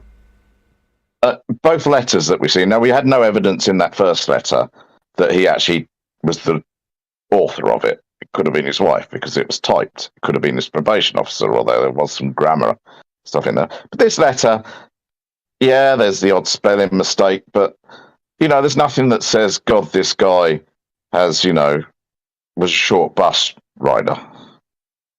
He's got some intelligence. He's using long words. He's not stupid. He's not stupid. But once again, we have another letter. You don't use words requesting like irrespectfully, or even though it's irrespective. Yeah. Irrespectively. Restitution, and there's some more than 3-syllable words there. The main thing to take anyway. from Once this again, is that there is no. He's getting such a pass all through this whole process. He's getting such a pass. He got a no-load down to a much lesser charge of 12 to 16, and he got a slap on the wrist 6 months, and then I think he only did 2, and then now so he's got this paper now. He didn't like that. That's such a burden to me, and this administrative control. Hey, how about this? Oh, I got a job. Can we get rid of that administrative control? They grant that to him. Okay, here you go. Now you're under administrative control. He's trying to get rid of that too. This guy, he's a piece of work. I mean, once again, in this request, there's no contrition. None. No, I've managed to deal with. I've taken classes in, sexual offending on minors or something like that. There's none of that. And look at here, leading right into it. And this is stuff that I read just right before I went live, so I don't really absorb it all, but it goes right to what we're saying here. So what happens? He gets his administrative control. Things going great. This now, what year are we on here? What year is this now? Oh, well, then after he put in this letter, but he's still on probation, so they haven't stopped his probation. He actually violates his probation. Now, it's to be fair, it's a minor violation. It was the non-payment of a small amount of money, I think under $100. I don't know if that blows up on there, but I don't think it's minuscule at all. It goes to show the character of this guy. After all that, what I'm saying is, what he wants, and he walks away from it. He don't even pay the little minuscule little $100 deal. He's just like he's going to walk away, and they say, no remorse, no, and now he's like no obligation. I got what I want. I'm walking away from my $100. But it did give us a good document, which I think is the next document. Right on. Yes. Yeah, you're right. Okay. Because there is a certain paragraph, and I want to zero in on a paragraph here, I can read it. Which it's is so fuzzy. The third is number 3, and it talks about his case and tells us that what he pled no contest to lewd and lascivious. I don't know why I struggle with that word. Lascivious. Yeah. I'm obviously not educated. The file reflects that he was initially sentenced to the Levi County Jail for 6 months with credit for time served. So, slap on the wrist. He did serve 6 months. He was given credit for the days he served, and it was to be followed by 2 years community control. It wasn't suspend. You now at the end of this court procedure are on community control. Yeah. It was followed by. So he got 6 months. He obviously had to serve. He was given any days that he'd served up to then, and then to be followed by 5 years probation. Now he tells us he didn't do any time. Well, that's blown that out the water, hasn't it? This was the advantage of that violation form, because it gave us a sort of summary of the case. I don't think there's really anything else in there, unless you want to go into anything else in this document. I mean, it obviously mentions the sums that he had to pay. As you can see, as they are, where I say not significant, I mean, in dollar amounts, they're not huge amounts. I suppose back in 1989, your dollar was worth more, so it goes larger than the dollar today. But it goes to show, if it were, let's say, 500,000, you could say, well, he's probably not paying it because he didn't have 500,000. We're talking about $100. He doesn't even think he's obligated for what he's done to definitely not serve jail time, and definitely not be on some kind of overburdensome community control. That sucks. And then administrative, no, I don't even like administrative control. Get me off of that too. $100, I won't even fuck that. It shows his complete, I don't want to, it's arrogance and minimization of what he's done and his willingness to accept responsibility to even say, look, $100. Yes, I think it's worse. I think it's worse that he wouldn't pay. I don't think he would have paid $5 because once he gets what he wants, he walks away, and that's what's happening. And they realize that they're like, shit. We should have never let this guy. We give this guy 3 breaks. We should have never given him 1 break. You know, just gets what he wants and moves on. Yeah. Yeah. I mean, I don't know what the next document is. Can't be worse than. Have you got another document? I don't know. Have you got another document? What's this? This is an affidavit of. Oh, an affidavit. God, I wish I could read that. Affidavit violation of Then he violates his administrative. Oh, that's because of the money. Yeah. Yeah. That was just affirming that he had violated. So you had the. Yeah.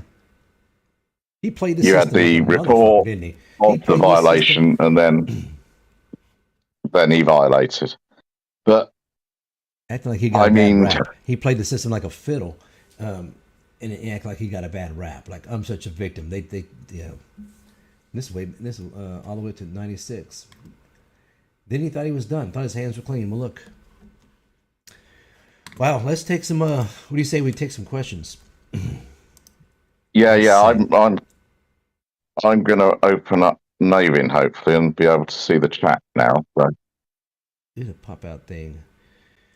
All right, we're gonna take questions. You might have to read them out for me. I'm not sure. Yeah, no problem. Let's see. I gotta get mine over here too. I gotta mod some people real quick. Otherwise, otherwise you get banned. And if you're in my live chat, you're in the wrong place to ask questions. You need to come over to Navin's live. You need to come over to Navin's stream to ask a question. I've linked the stream in my description as well as pinned it to the top of the live chat, so you should be able to find your way here quite easily. Yeah, we'll take questions or good comments. He should still be in jail. That's a good comment. I agree with that one. Yeah, no doubt about it. Yeah, there's not a lot of questions. I don't know if that's a good thing. Yeah, I mean it. Well, it's. We had to do it. We had to do it because the guy's an idiot. Basically, he comes out of jail and he tells a story that he didn't do it. And he tells this story, and you have got questions of the story, and the way he told the story raised those questions, and then you think, well, are those documents going to be available, and so are we going to be able to get there's them? Lots of channels who, as you said, this limey from across the pond American Amy got said hold of actually, those they take documents. lots So of you're not telling me from auditors. that it's difficult for anyone of it. They in the do US videos on to get hold of these documents. Interject with little things. That's never been my way. I've never wanted. That was me coming back at me. That was I think that was some guy called Futoy or something, some Irish idiot. Try and help people stand up for their rights. And that's me. It goes on PDF and just tries to talk over you, and you won't let you finish a sentence. But we can agree he's one of these people that. And your man's. You see, I see the world in tones of grey. I don't know if he got signal or not. Anyway, but too many. Me up. I don't know. You got signal, catch you later or not? The community, but I'm going to attack the auditing community. There are too many people in that community who believe that police do no good. Can you talk? And all they do is wrong. I don't know. Gio, can you go live, Gio? Will your phone work? Plainly not so. Know where they're at. They're coming out of South Florida, so they're probably in an area where there ain't a whole lot of signal. They're heading north on 75. His uncle did it. Well, we got to say, reiterate. Either way. Anybody who says that to, ask him why did you say signal, that? You can't talk. Why is it not in the police report? If he says the police. Anyway, thanks PDF, and I won't troll. I will never troll your chat and your mods don't need That to was be. then. I was ignorant and all Well, that what stuff. you just said Bullshit. made sense, but I hope it's real. I've been disappointed a lot by fucking trolls and people just hating on people, character assassinating people without reason to. So you have to understand where I'm coming from to be to not believe you just because you're saying these things. You know, I haven't seen you around. I haven't even seen you on the English scene. The first time I've seen the frog. I don't do the English scene. I don't really do the English scene. It doesn't interest me. Yeah, you've got. I'm all over the place. No one's Yeah. really association with them, is that? Is it? I mean, that's in some ways that's Actually one success person that who I did you've removed his associations from him, and again, that's but hopefully I can have good conversations. I mean, we with Joe don't know Public. about I don't know if you Dr. know him. Sean Berry. Yeah. I've called out. I will put a video I up think he was after done a this live really stream bad deed with the documents on them, of, and I'm calling out within my description, Dr. Sean Berry. And so, XXGOX. You know, and he and I also Chuck Bronson, who collected the PayPal donations for him. Joe Public knows me. And I think all three. Well, listen, if you're really just out there looking for the bad news, right? And I'm surprised when you said nonsense. I'm surprised the American people knew what that meant. What was then the very English term, right? Because they then knew it. But if what you're saying now, if that's who you are, well then which you know. Others didn't. And the other PDF sort of sat on the fence a bit like Fat Label Label used to do. When people do, and PDF, you know as well. I don't know if you know. You might know that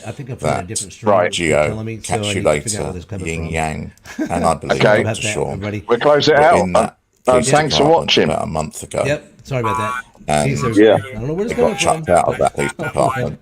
Told they couldn't film in that police department. Yeah, I was down there too. I got kicked out of there, just passed out of the whole damn town. You find out where that's coming from. All right, we'll catch you later. Geo. That's amazing. Well, we better shut the stream. I don't know. Is it still happening when I do that? Okay, that might be all right now. I think I've got it. You all right? I think so. I don't know, man. Yeah, I was thinking it was on the other scene, man. Well, you throw shit together, Les. Two panels playing. I don't know, man. Well, and I'd obviously like to thank all in PK who have helped with this story. Because we obviously, even before we put out the initial news that he was a sex offender, we verified that amongst ourselves, and that we were happy to put that out, that it was him, because we had to consider whether or not it was his father in the first place, didn't we? Yeah, that's another thing, man. His father. He mentioned his father. Because he shares the same name, unfortunately, for his father. But his father's totally in. You know, I'm not casting any aspersions on Mr. Hoffman's father. Yeah. None at all. Apart from he actually mentioned something about his father, and his father.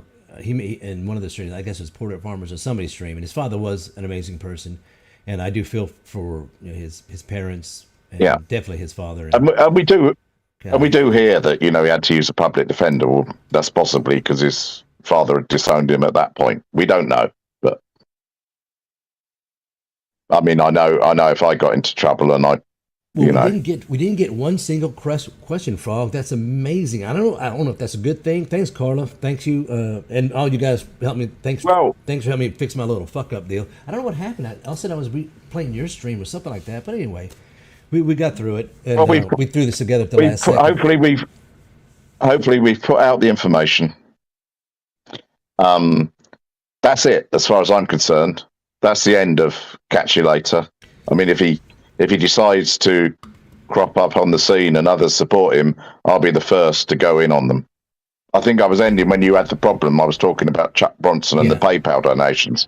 I hope that Chuck Bronson, who I believe has a 94,000 viewer subscriber base on his channel, I would hope that Chuck Bronson would do the right thing and return the money, even if he's paid it out on behalf of Catch You Later. But I would assume that he's making enough in ad revenue to actually refund those that paid donations towards this arsehole's.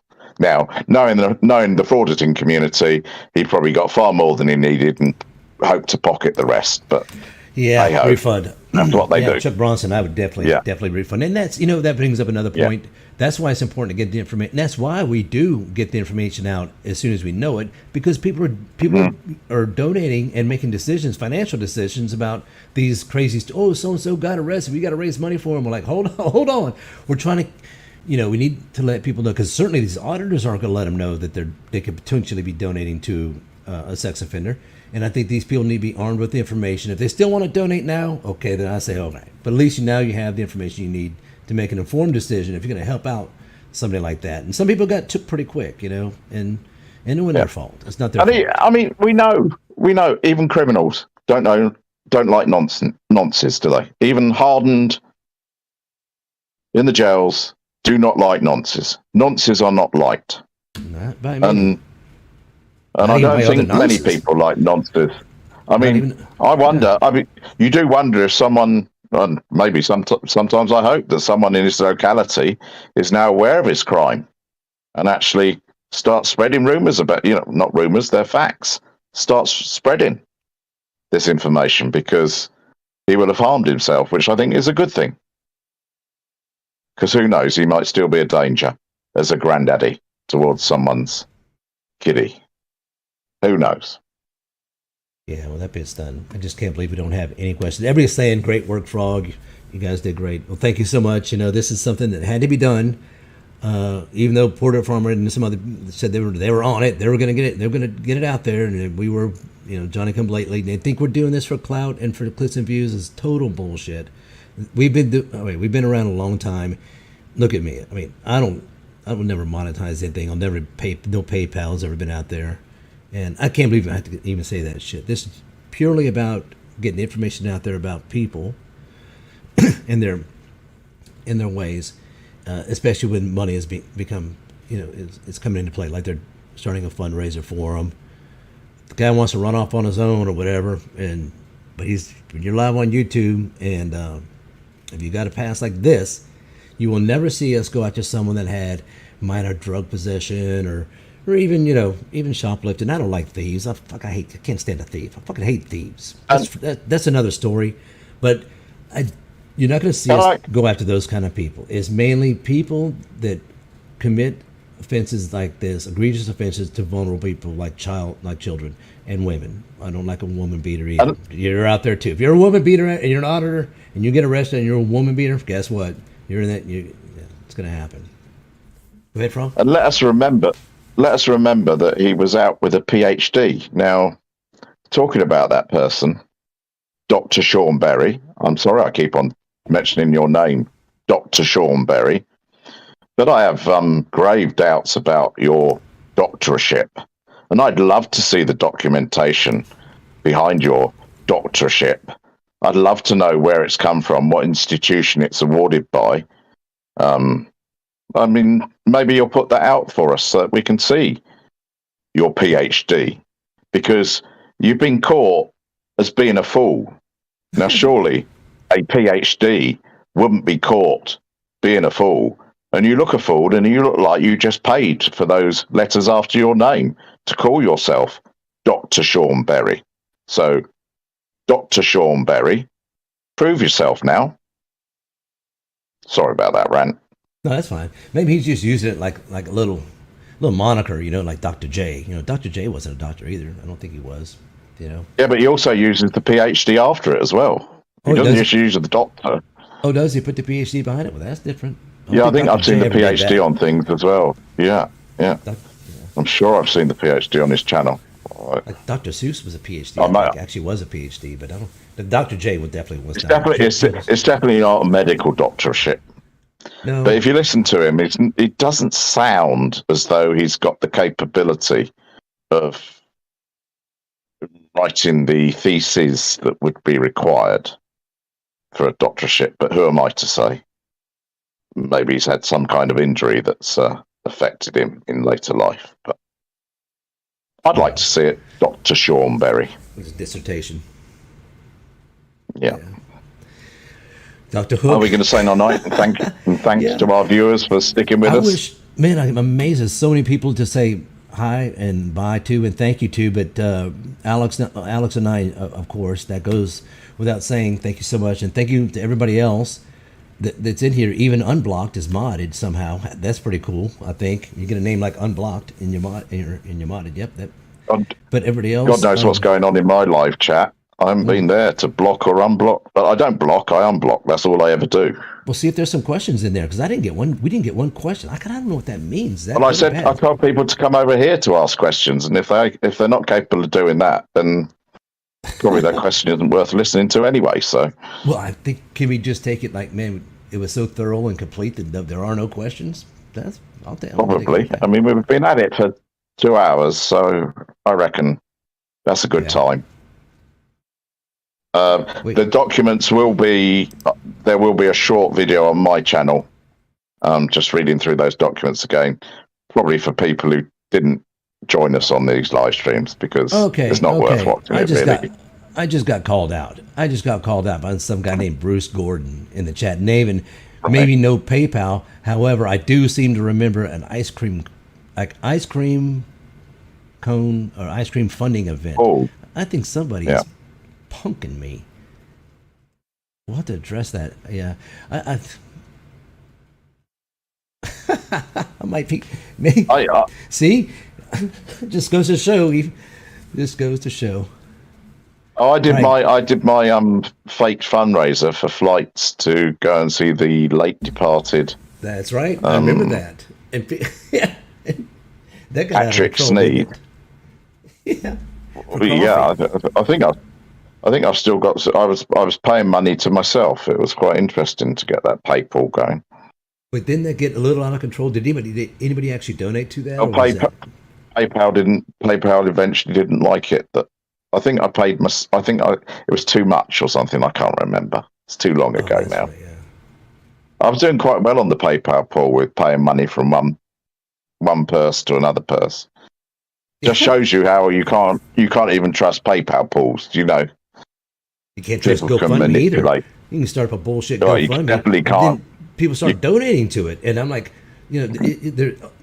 there's no go button. As soon as you hit submit your little bullshit I'm sorry, your story or whatever it is about what happened to you, whatever, and GoFundMe. The next thing you know, fucking people are donating all of a sudden. I'm like, what the fuck? I never hit submit or submit application or for verification. All of a sudden, money just starts coming in. You fucking had to pull the plug on that.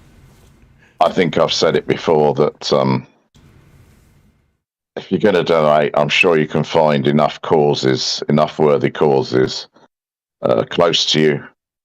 Swammy, go fuck yourself. Go fuck yourself. I'm sorry. Go fuck yourself, Swammy. I never got mad. Oh shit. These you know, just because someone tells a story doesn't mean it's true. Absolutely. Yeah, especially when the story changes. Yeah. Right. Well, we're going to say night, Navin. All right, take care, Frog. Thanks for all your help, man. And cheers. Take care. Cheers. Thanks, Navin. All right. Thanks for hosting. Cheers. Bye bye. No problem. Yeah, that was funny. That was funny, Alex. Ha ha ha. Funny. All right, group.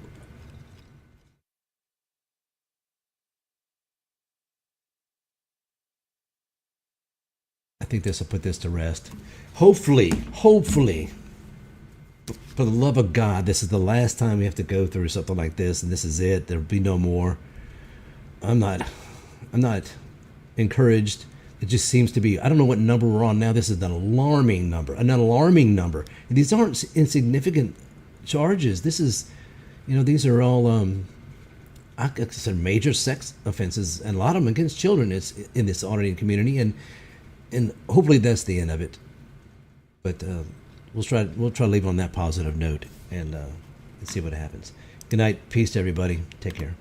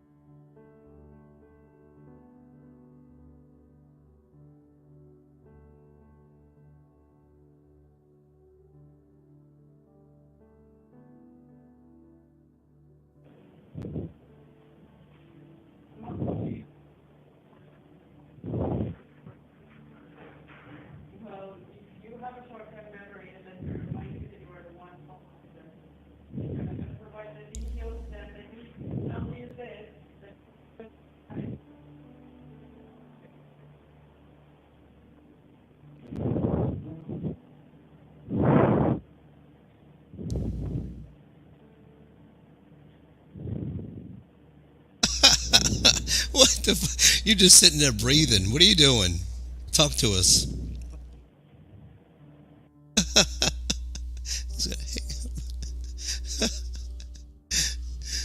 Come on. Come on. Hello?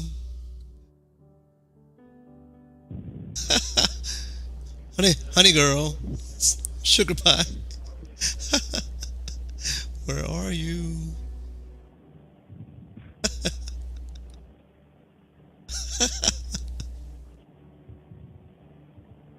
It's just freaked out right now.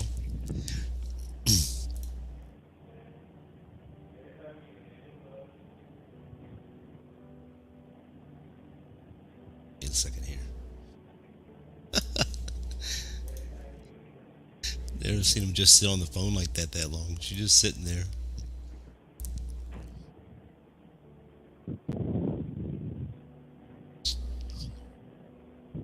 She's still, hold on. All right, call.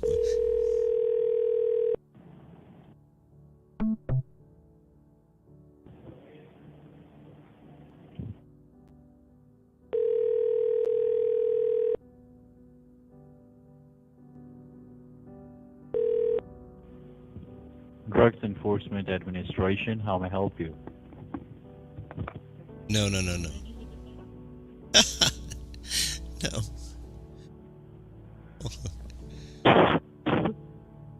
Hold on. We'll start over because it's getting weird. She answered and she transferred the fucking call as soon as she answered. She answered. She answered and transferred the call away. She's like, I think she's spooked. She's like, fuck, that's my voice. You know? No, we haven't. Okay, here it goes. I need to share my screen so you can see what I'm doing. 1 second. Let me do that. Share.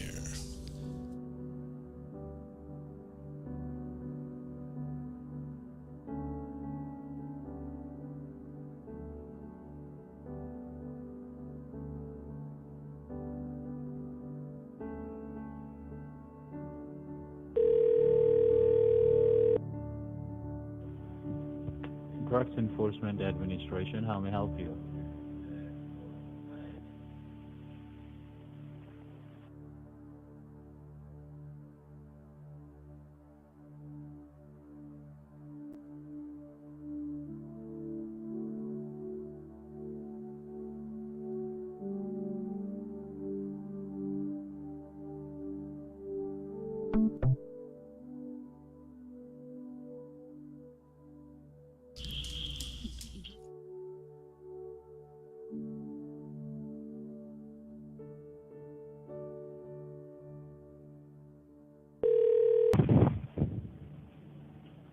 Hello.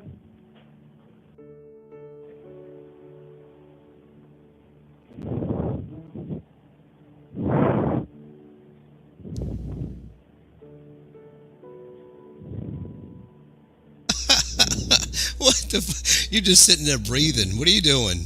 Talk to us.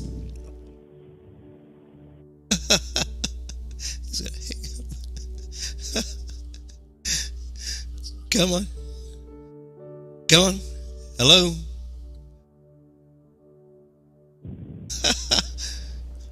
Honey girl. Sugar pie. Where are you?